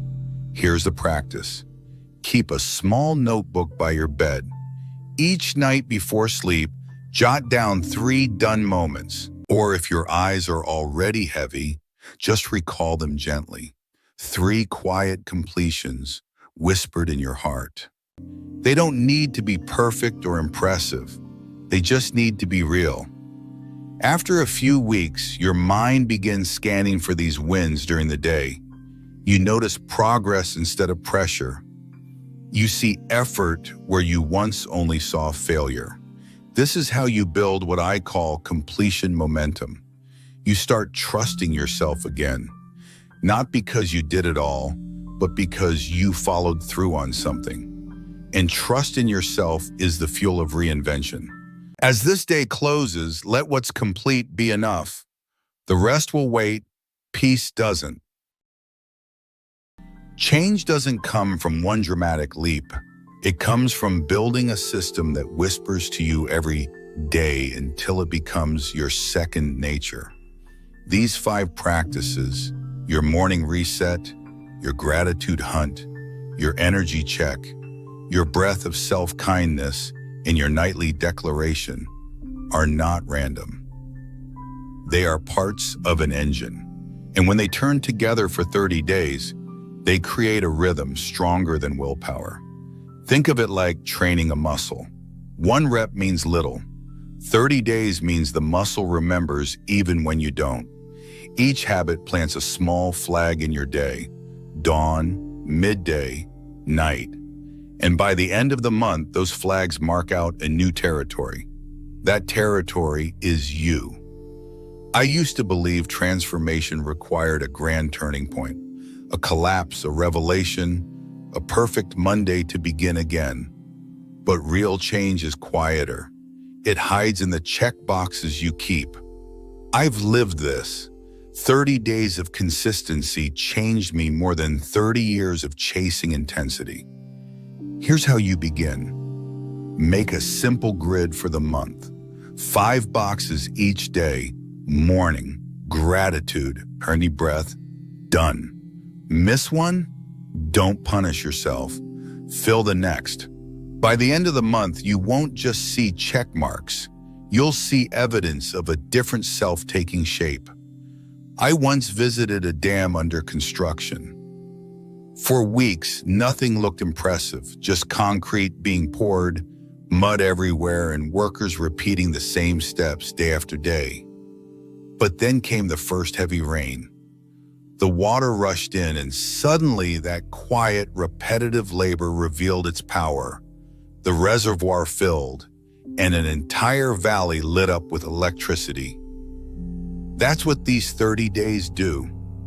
Each habit is a small pour of concrete. At first, it feels like nothing changes, but then pressure comes, life tests you, and instead of collapsing, you hold. Energy, calm, and focus rush in, and the structure you've built begins to power everything around you. 30 days is short enough to ignore, but long enough to change your face in the mirror. One morning you'll look up and realize the stranger staring back is you, reborn. Each small act plants calm where chaos used to live. That's how renewal begins, quietly within. You don't need a new life to live differently. You need new defaults. 2 minutes at dawn to clear the noise. One precise gratitude to sharpen your sight. An energy check to guard your spark. A single breath to soften your self-talk. 3 nightly completions to end your day with strength. Stacked together, they don't just change habits, they change identity. Do this for 30 days and people around you will sense something has shifted. They won't know why, but they'll see it in your eyes, in the steadiness of your presence. And you'll know it wasn't luck. It wasn't some grand breakthrough. It was 5 small acts, repeated until they rewrote the story you tell about yourself. Kai once told me, the future you is always waiting in the choices you make today. That line has never left me, and now it belongs to you. For now, no choice is needed. Just rest in the knowing that change has already begun. Restraint, gratitude, presence, breath, completion. Together they uncover the self that was always waiting. So begin. Tomorrow morning, take your 2 minutes. By night, write your 3 lines. Let the cycle turn, or let it wait. Transformation listens to stillness too. And when someone looks at you months from now and says, "You seem different," you'll smile, because you'll know you've finally uncovered the version of you that was there all along, waiting beneath the noise. The version of you beneath the noise is already here. Stay resting. You are safe. The next reflection will arrive like dawn. You've been told a lie. The harder you grind, the more you'll get. But the Stoics knew the opposite. The harder you chase, the faster it runs. Here's the shock. When you stop clenching, life starts opening. When you release the cage of desperate desire, everything you've been chasing begins to flow toward you. Marcus Aurelius wrote that life moves best when we stop wrestling against its current. Seneca warned that slavery hides not in chains, but in endless wanting. And Epictetus taught, freedom begins the moment desire no longer owns you. This is not about abandoning ambition, it's about rewiring it. Take this in, calm is not weakness. Calm is the magnet. You don't have to chase. What belongs to your path will always find its way home. For now, let the mind slow. Let the reflection arrive softly like quiet waves meeting the shore. People think desire itself is strength. It isn't. Desire is neutral. It only becomes power when you carry it with the right grip. Most people strangle their goals. They hold on so tightly their knuckles ache, and in the process they crush the very thing they wanted to keep alive. The Stoics saw this clearly. Epictetus taught, when life takes something away, don't cry that it's been stolen. Say instead, I returned it. That is not weakness, it's liberation. Think about a young man glued to his phone, refreshing for likes, waiting for hearts on a post. The more he needs approval, the emptier he feels. But the friend who posts without obsession, who moves on with calm assurance, seems to attract all the attention naturally. Desire works the same way. The more you grasp at it like a drowning man gasping for air, the more it slips away. Picture not a farmer this time, but a climber on a cliff. Grip the rope with a death lock and your arms burn out. Hold it steady with rhythm and trust, and you rise higher. The energy of sufficiency is gravity, quiet, invisible, but irresistible. Here's the twist. The moment you stop needing, you begin drawing in. The moment you set down the cage of desperation, you find yourself free, and the world begins leaning in your direction. Whisper it once for yourself, I want, but I am not chained. I act, but I am not enslaved. Let that truth sit for a second, because the tighter the fist, the faster the dream slips through your fingers. So loosen your grip a little.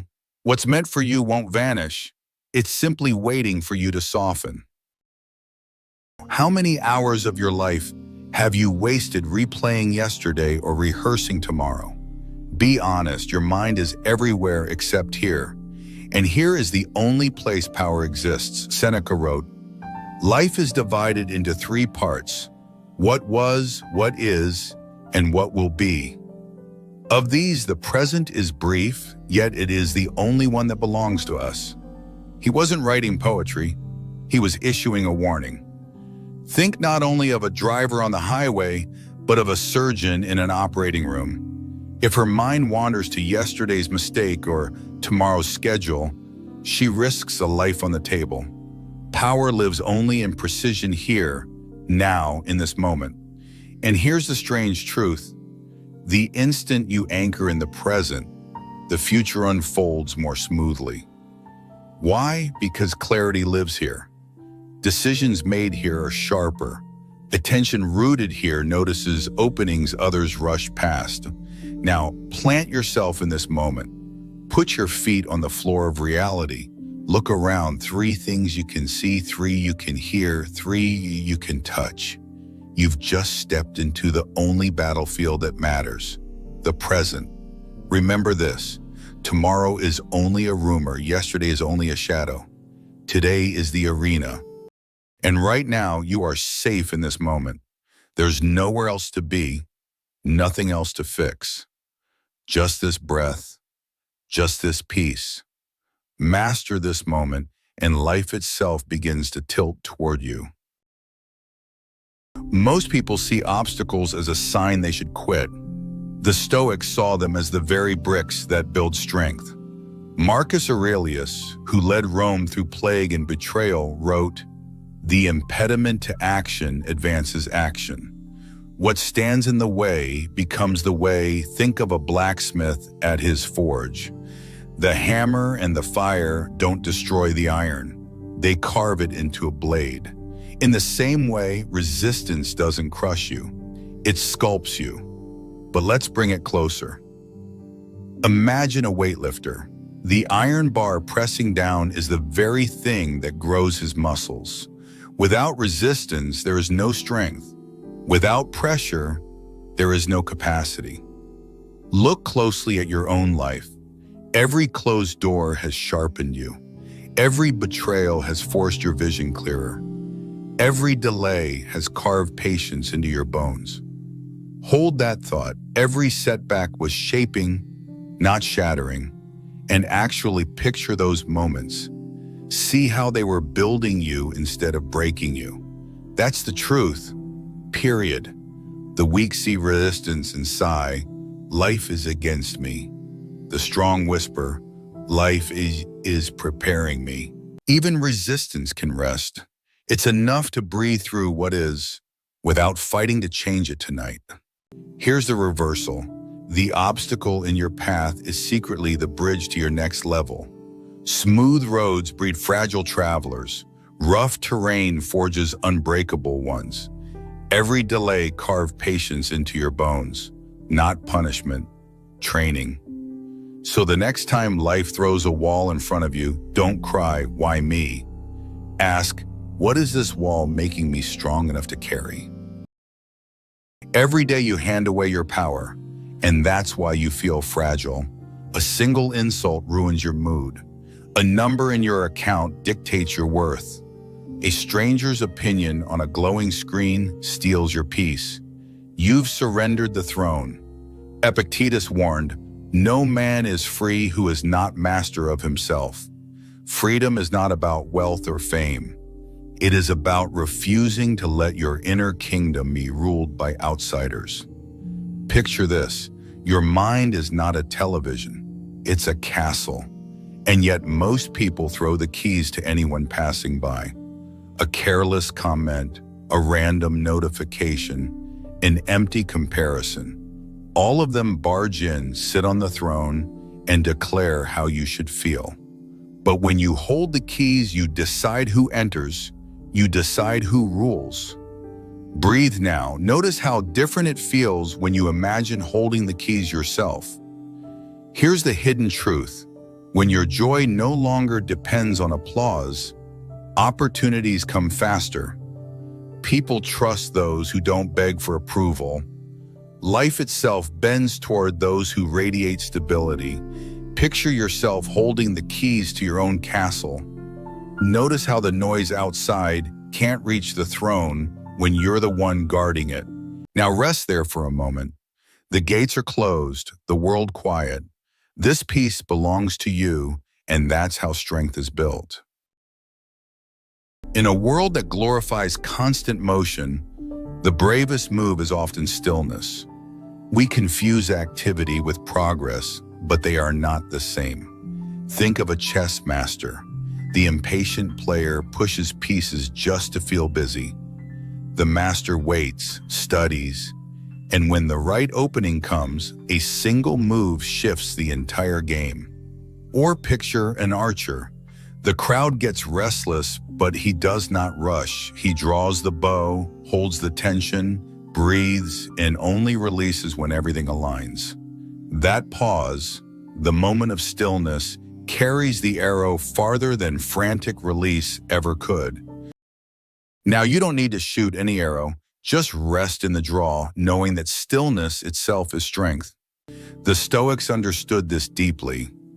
Rest is not laziness. Non-action at the right time is strategy. Marcus Aurelius reminded himself that ambition is measured not by constant noise, but by deliberate direction.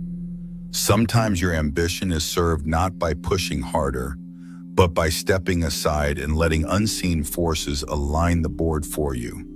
Stillness is not weakness. Stillness is power in disguise. Hold that image. The arrow flying furthest is the one drawn back longest before release. Here's the twist. What looks like weakness is often the greatest strength. Filling every silence with noise blocks the answers trying to reach you. But when you pause, you make space for clarity to enter. So next time you feel the panic to act just to act, whisper, "Not yet. I choose patience." The arrow that flies furthest is the one held back longest before release. Most people think gratitude is soft, a polite thank you before rushing back into craving more. The Stoics saw it as raw power. Gratitude is gravity. It anchors you. It pulls more of what you value toward you. Seneca wrote, "Nothing is more honorable than a grateful heart." He knew a man could own estates and gold, yet remain poor if he never felt enough. Gratitude transforms possessions into wealth, moments into treasures, struggles into lessons.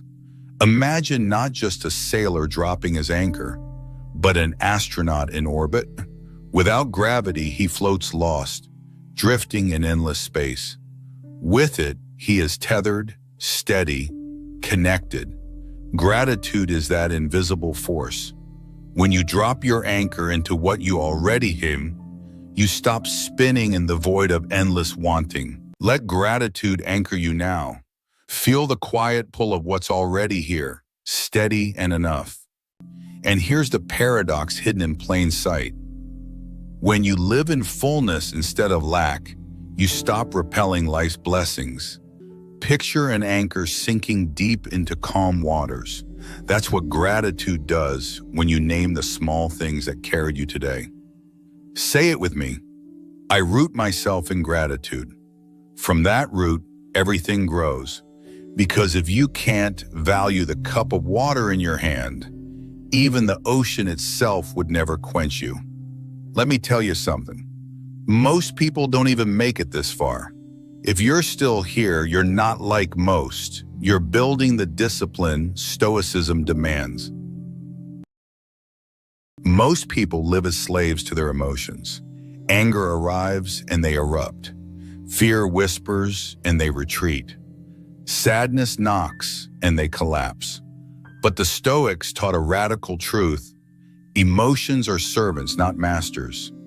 Epictetus said, "Men are disturbed not by things, but by the views which they take of them." In other words, your interpretation, not the event itself, creates your reality. Picture a wild horse. Untrained, it drags its rider into chaos. With a firm hand, the same animal becomes speed and strength. Your emotions are that horse. Either you ride them or they drag you. But let's expand the image. Think of electricity. Left uncontrolled, it burns houses down. Guided through wires, it lights entire cities. Emotions are raw energy. Unchecked, they destroy. Channeled, they build. That's it. Simple as that. Here's a reversal. When you deny emotions, they control you from the shadows. But when you face them, acknowledge them and guide them, they become your fuel. Remember, emotions are not storms sent to drown you. They are winds you can shape into sails. Let those winds rest tonight. The ocean doesn't need to move for you to feel its peace. Modern culture shouts at you daily, you are not enough, never rich enough, never admired enough, never accomplished enough. The Stoics shattered that illusion. Seneca, who tasted both luxury and exile, wrote, "It is not the man who has too little, but the man who craves more, who is poor." Imagine two people drinking water. One sips and feels refreshed. He is rich. Another dunks his head into a river and still cries, "I'm thirsty." He is poor beyond measure. Or look at the lottery winner who suddenly has millions but ends up bankrupt, depressed, even broken within years. Because wealth without the sense of enough turns into emptiness. Here's the hidden truth. When you embrace enough, abundance multiplies. Because you no longer act from desperation. You act from clarity, from grounded strength. And that energy draws in more. Imagine standing in a room filled with everything you already own. Health, relationships, breath. Let yourself see the wealth that's been with you all along. Say it with me, I am already enough. From this truth I attract more. Because if you cannot feel rich with a little, you will remain bankrupt even with a lot. One of the fastest ways to kill your destiny is to live a life that doesn't belong to you. When you wear masks to please others, when you follow paths chosen by someone else, you send the universe a false signal. How can what's meant for you ever find you if it doesn't recognize you? Marcus Aurelius warned, "It never ceases to amaze me." We all love ourselves more than other people, but care more about their opinion than our own. Think of a fire. A flame that burns on cheap fuel sputters and days. But a fire fed by its true element blazes steady and bright. Authenticity is that true fuel. Now picture a musician playing songs only to please the crowd. He gains applause but loses himself. Compare him to the artist who sings what burns in his soul. Maybe fewer cheer, but the music lives forever. That is authentic fire. Here's the hard truth. Being real won't make everyone love you. Some doors will close, some people will drift away. But the doors that remain open are the right ones. And the people who stay are the ones who matter. Remember that always. Let that image play in your mind. Doors close, masks fall, and what remains is your true fire. So today, speak one sentence you've been holding back. Take one step that aligns with your deepest truth. That spark is your authentic fire. For now, let the flame rest low. Even embers glow enough to keep you warm. Say it with me. I release the mask. I live by my true flame. Because the false self burns out fast. The real self burns for life. Impatience is the enemy of peace. You want things now on your schedule and your design. But life has its own rhythm, and the Stoics trusted that rhythm more than their own demands. Marcus Aurelius wrote, "Accept the things to which fate binds you, and love the people with whom fate brings you together." Think of a sailor at sea. He cannot drag the sun above the horizon. He cannot command the tide. But he knows beyond doubt that dawn will come and the tide will turn. That trust keeps him steady through the night. Or imagine planting a tree. You water it daily, but no matter how much you demand, the fruit will not ripen until its season. Trusting the horizon means respecting life's timing. Here's the unsettling truth. Delays are not denials. They are often protection. They are preparation. Sometimes you must grow into the version of yourself capable of holding what you've asked for.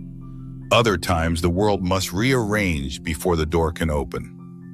So let this settle inside you. You don't need to pull the sun into the sky. You only need to be ready when it rises. The horizon always keeps its promise. You don't need to reach for it tonight. Just rest in its coming light. How many of your greatest blessings came exactly when you expected them? Almost none. And yet they came, often in better form than you imagined. So let this settle. You don't need to pull the sun into the sky. You only need to be ready when it rises. And remember this before we close. Chase life and you collapse. Stand still with trust, and life itself kneels before you. These Stoic rules are not lofty philosophy.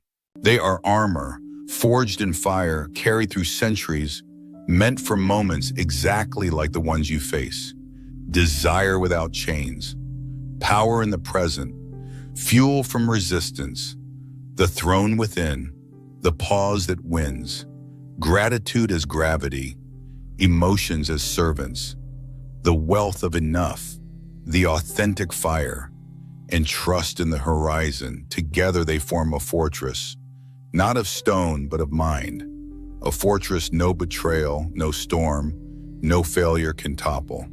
And now let that fortress become silence. The kind of silence that heals, that protects, that waits.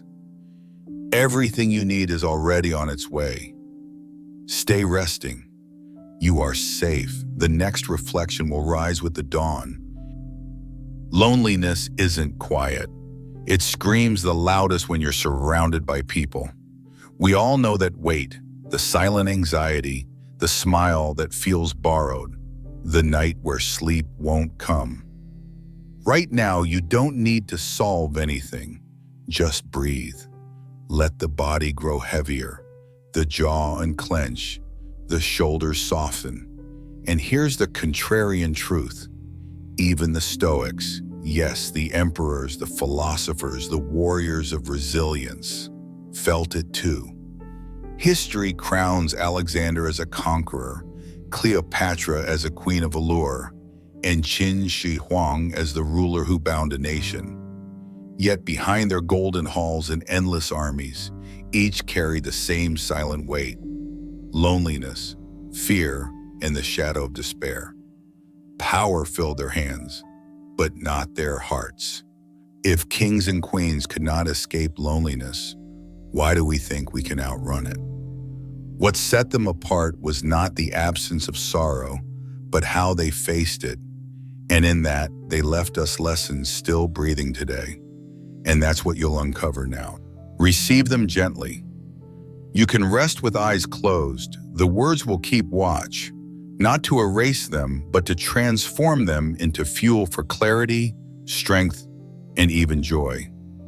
Some of these 12 will sound familiar, others will strike you like lightning, but each will challenge the way you meet yourself, your family, your friends, even the strangers in your life. And hidden halfway, there's a rare practice, a ritual so unusual it can dissolve loneliness the very moment you try it. Don't miss it.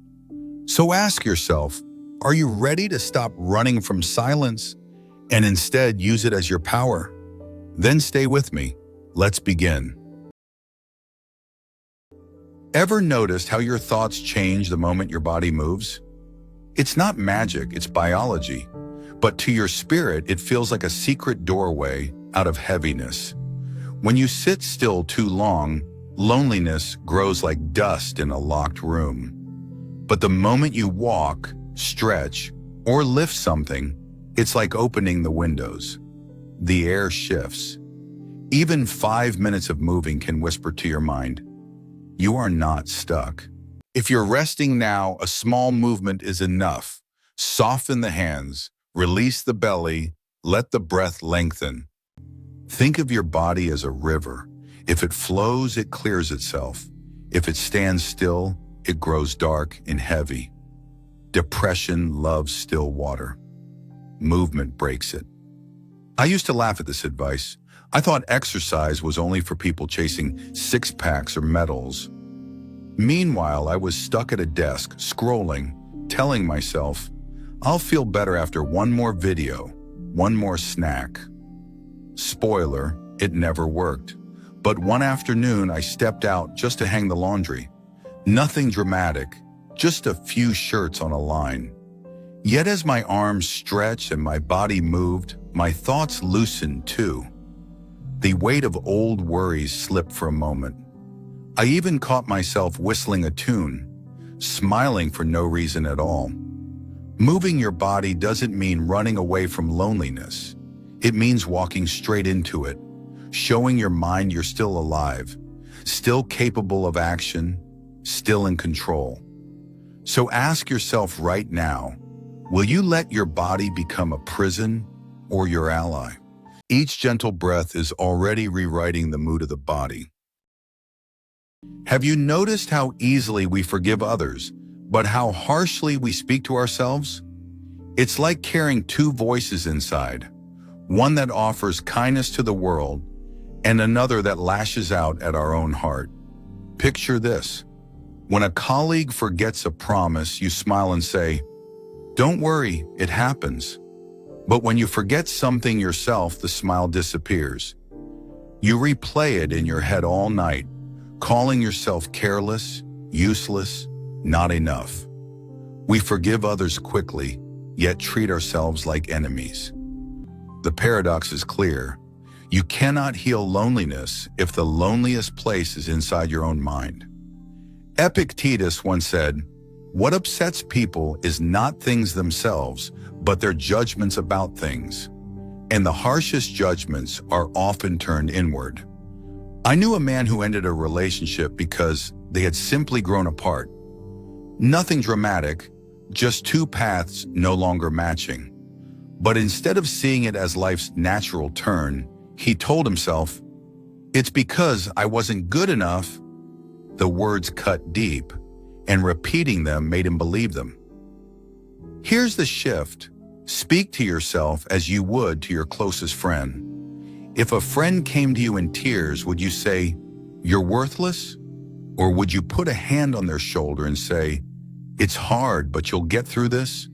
Why should you deserve less compassion than a stranger?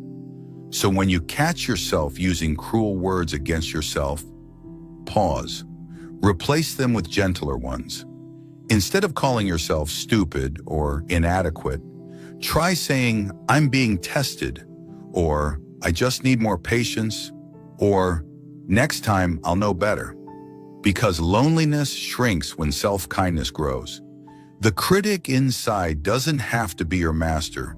It can be retrained into an ally. Think about it. If you became your own friend today, what weight would finally lift? One of the most dangerous illusions loneliness creates is the belief that you don't have enough. Not enough friends, not enough attention, not enough love. And so you start chasing more invitations, more followers, more validation. But the strange truth is this: the more you chase, the emptier it feels. I once knew a man who lived alone in a quiet apartment. He told me, "I won't be happy until I have a big circle of friends like everyone else." So he forced himself into endless parties, networking events, dinners with people he barely knew. The result?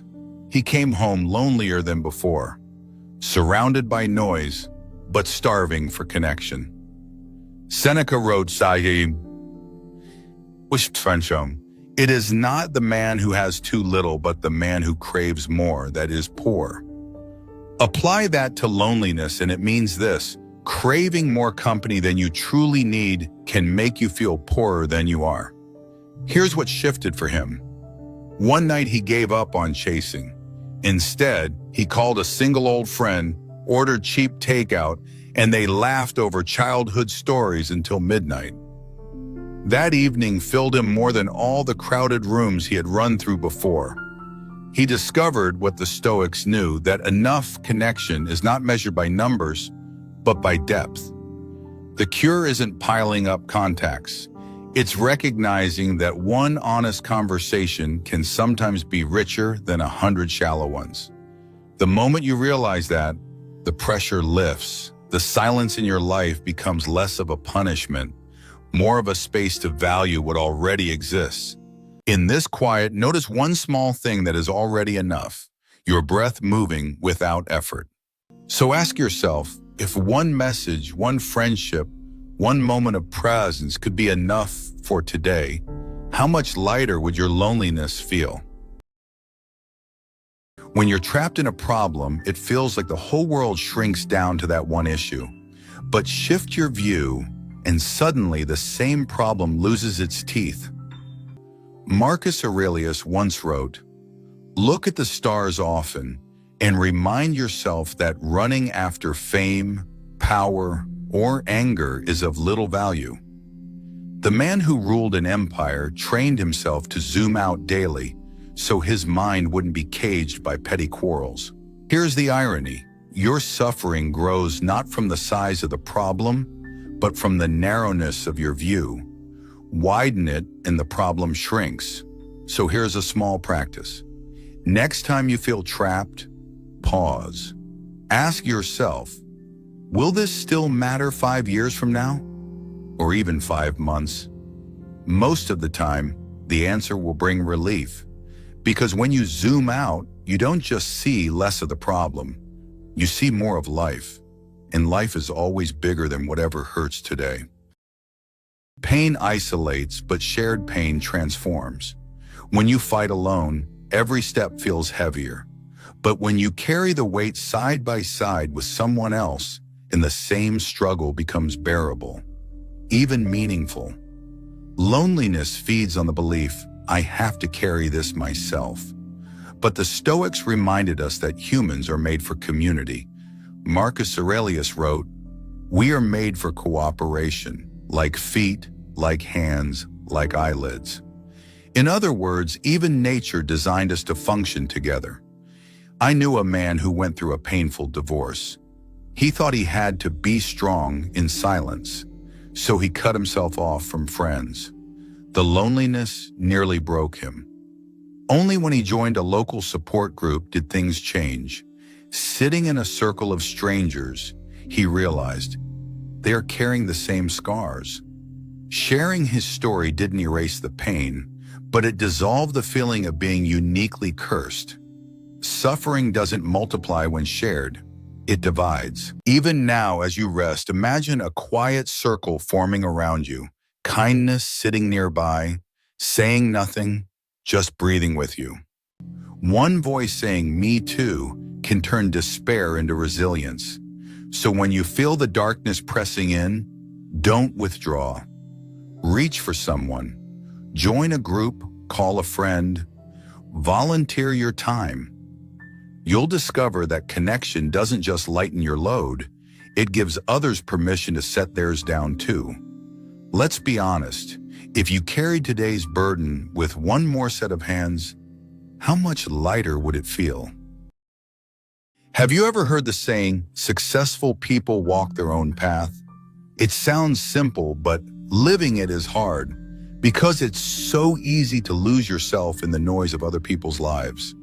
Your friend buys a new car, suddenly you want one. A couple you know posts vacation photos, suddenly your relationship feels flat. We don't even live our own story anymore. We rent someone else's script. Here's the trap.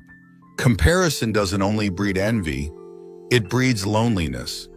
Because the more you stare at other people's paths, the less connected you feel to your own.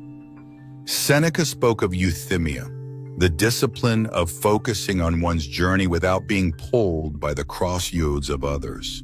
It's a lesson our age needs more than ever, when scrolling through your phone can feel like scrolling through a hall of mirrors, each one showing you what you lack. Getting sidetracked feels harmless, but it quietly drains your joy.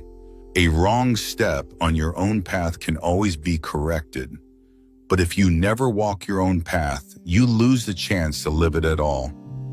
So try this simple practice. Once a week, unplug from comparison. Close the apps, step away from the gossip, and write one page about what you want, not what the world is shouting. Because the moment you stop measuring yourself against others, you discover a freedom that feels rare today. The freedom to belong fully to your own life. And once you've reclaimed that freedom, the next step is to anchor it with a simple ritual.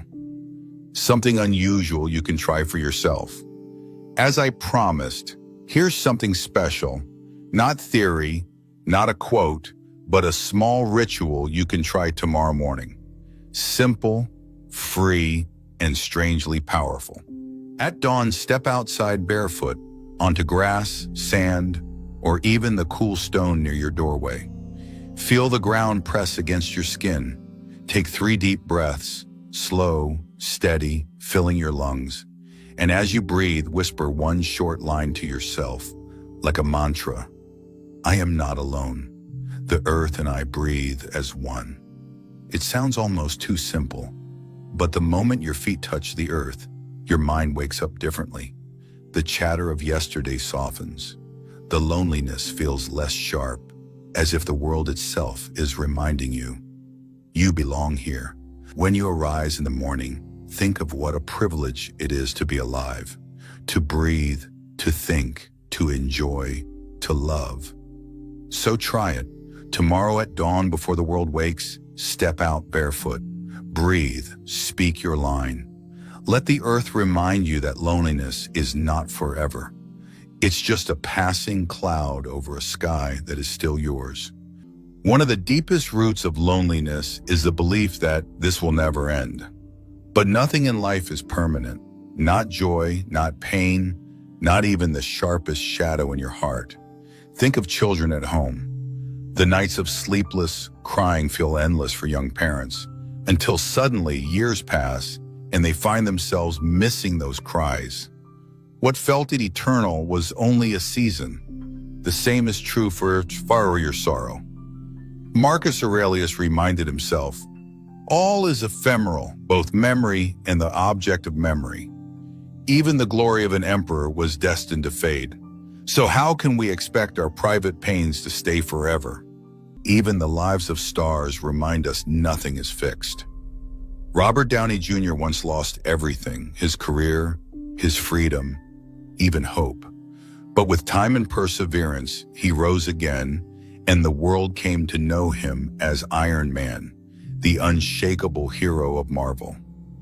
His story proves that pain is never permanent, but growth can be.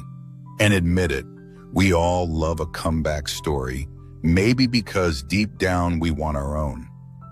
Here's the twist. Impermanence isn't only bad news. It means your sadness cannot chain you forever. But it also means your moments of peace and laughter are treasures to be held. because they too will pass. Loneliness is like a cloud. It seems endless when you stand beneath it, but from above, it is small and drifting. If you wait, the sky clears, and you realize the storm was never the whole story. Whisper to yourself, this pain is temporary, but my strength is not. Here's a thing you might resist. The hardest days often teach you more than the easy ones ever could. Adversity feels like a thief. It steals your comfort, your plans, even your pride. But look closer and you'll see it's also a teacher, handing you lessons wrapped in pain. There's an old tale of a farmer. His horse ran away and people said, "What bad luck?" He answered, "Maybe." Days later, the horse returned with more horses. "What good luck?" they said. Again, he replied, "Maybe." Then his son broke his leg trying to ride one. "Terrible luck." "Maybe." Soon after, war came, and every able young man was taken, except his injured son. The lesson, what feels like misfortune or fortune in the moment, is never the full story. Seneca once wrote, "Difficulties strengthen the mind as labor does the body." It's not about chasing hardship, but about refusing to waste it. Every obstacle carries a hidden workout for your resilience. Comfort rarely grows you. It's friction, failure, and frustration that carve depth into your character. Smooth seas don't make strong sailors, storms do. So whisper to yourself now, this isn't the end. This is the sharpening. Many people think strength means silence, pretending nothing hurts. But suppressing emotions is like stuffing clothes into an overfilled drawer. Sooner or later, it bursts open, and the mess is worse. Name it first, then steer it. Stillness isn't the absence of motion. It's finding calm while the world moves on. Seneca wrote, "It is better to conquer grief than to deceive it." The Stoics never taught us to bury our feelings. They taught us to face them, name them, and then guide in them. Think of emotions as visitors at your door. If you pretend they're not there, they bang louder. If you open the door and let them sit for a moment, they often leave on their own. Loneliness, anger, sadness, they're not permanent roommates. They're guests that pass through. The truth is, when you admit your sorrow, you don't get weaker. You get lighter. Hiding it builds chains. Naming it breaks them. So next time those heavy emotions come knocking, don't push them away. Say to yourself, I am feeling this, and that's normal. Soon I will steady myself again. The world never stops moving. News updates, messages, family demands, everything pulls for your attention. And yet the Stoics believe that peace isn't found in escaping the noise, but in carrying stillness within it. Think of sitting in a crowded cafe. Cups clatter, voices rise, chairs scrape the floor. But in the middle of it, you close your eyes for just one breath. For that brief moment, the chaos doesn't vanish, but it no longer owns you. You become the calm eye in the storm. Marcus Aurelius wrote, "Nowhere can man find a quieter or more untroubled retreat than in his own soul." His words remind us, you don't need to flee the world to find peace. You need only return to yourself. Stillness is not weakness, it's strength disguised as quiet. It's what lets you think clearly when others panic and stay gentle when others snap. So next time the world spins too fast, pause, breathe, and whisper, I carry calm within me. We spend so much of life wishing the story had turned out differently. If only I had chosen better. If only they had stayed. If only life had been kinder. But fighting with reality is like wrestling a river. You exhaust yourself, and the river still flows its own way. The Stoics called it amor fati, the love of fate. It doesn't mean enjoying every hardship. It means choosing to see even the unwanted as part of the path that shapes you. Marcus Aurelius wrote, "A blazing fire makes flame and brightness out of everything that is thrown into it." The meaning is clear. Whatever life throws at you, loss, change, even heartbreak, can become fuel for your growth. So when loneliness arrives, don't ask life to erase it. Accept it as a guest passing through your story. Sometimes pain brings wisdom, endings bring beginnings, and silence brings clarity. Pause for a moment and talk to yourself. I don't need life to be different. I need to be present for the life I have. You've just walked through quiet moments of reflection. No tricks, no comfort, just reminders that even heaviness can turn into strength. You are not broken. You're being shaped. The fire that once burned you now burns steady. You haven't lost anything real. You've simply released what was never yours to carry. Let your body soften. You don't need to fix or prove anything. You've done enough. Even when you feel alone, you're not. The earth still holds you. The air still gives. The sky still forgives. Let this silence be your sanctuary. Maybe loneliness isn't punishment, it's preparation. Some gifts only arrive in silence. So ask not, when will this end? But what is it teaching me? Be thankful for the breath, the heart, the quiet that holds you. Gratitude turns emptiness into peace. Now rest, you are safe, you are home. Peace isn't coming, it's already here. If this brought you calm, stay in this space. Subscribe and explore Stoic Sleep, calm nights and inner peace. Each reflection there was made to remind you, you've never walked alone. Rest easy, you've done enough. You've always been enough.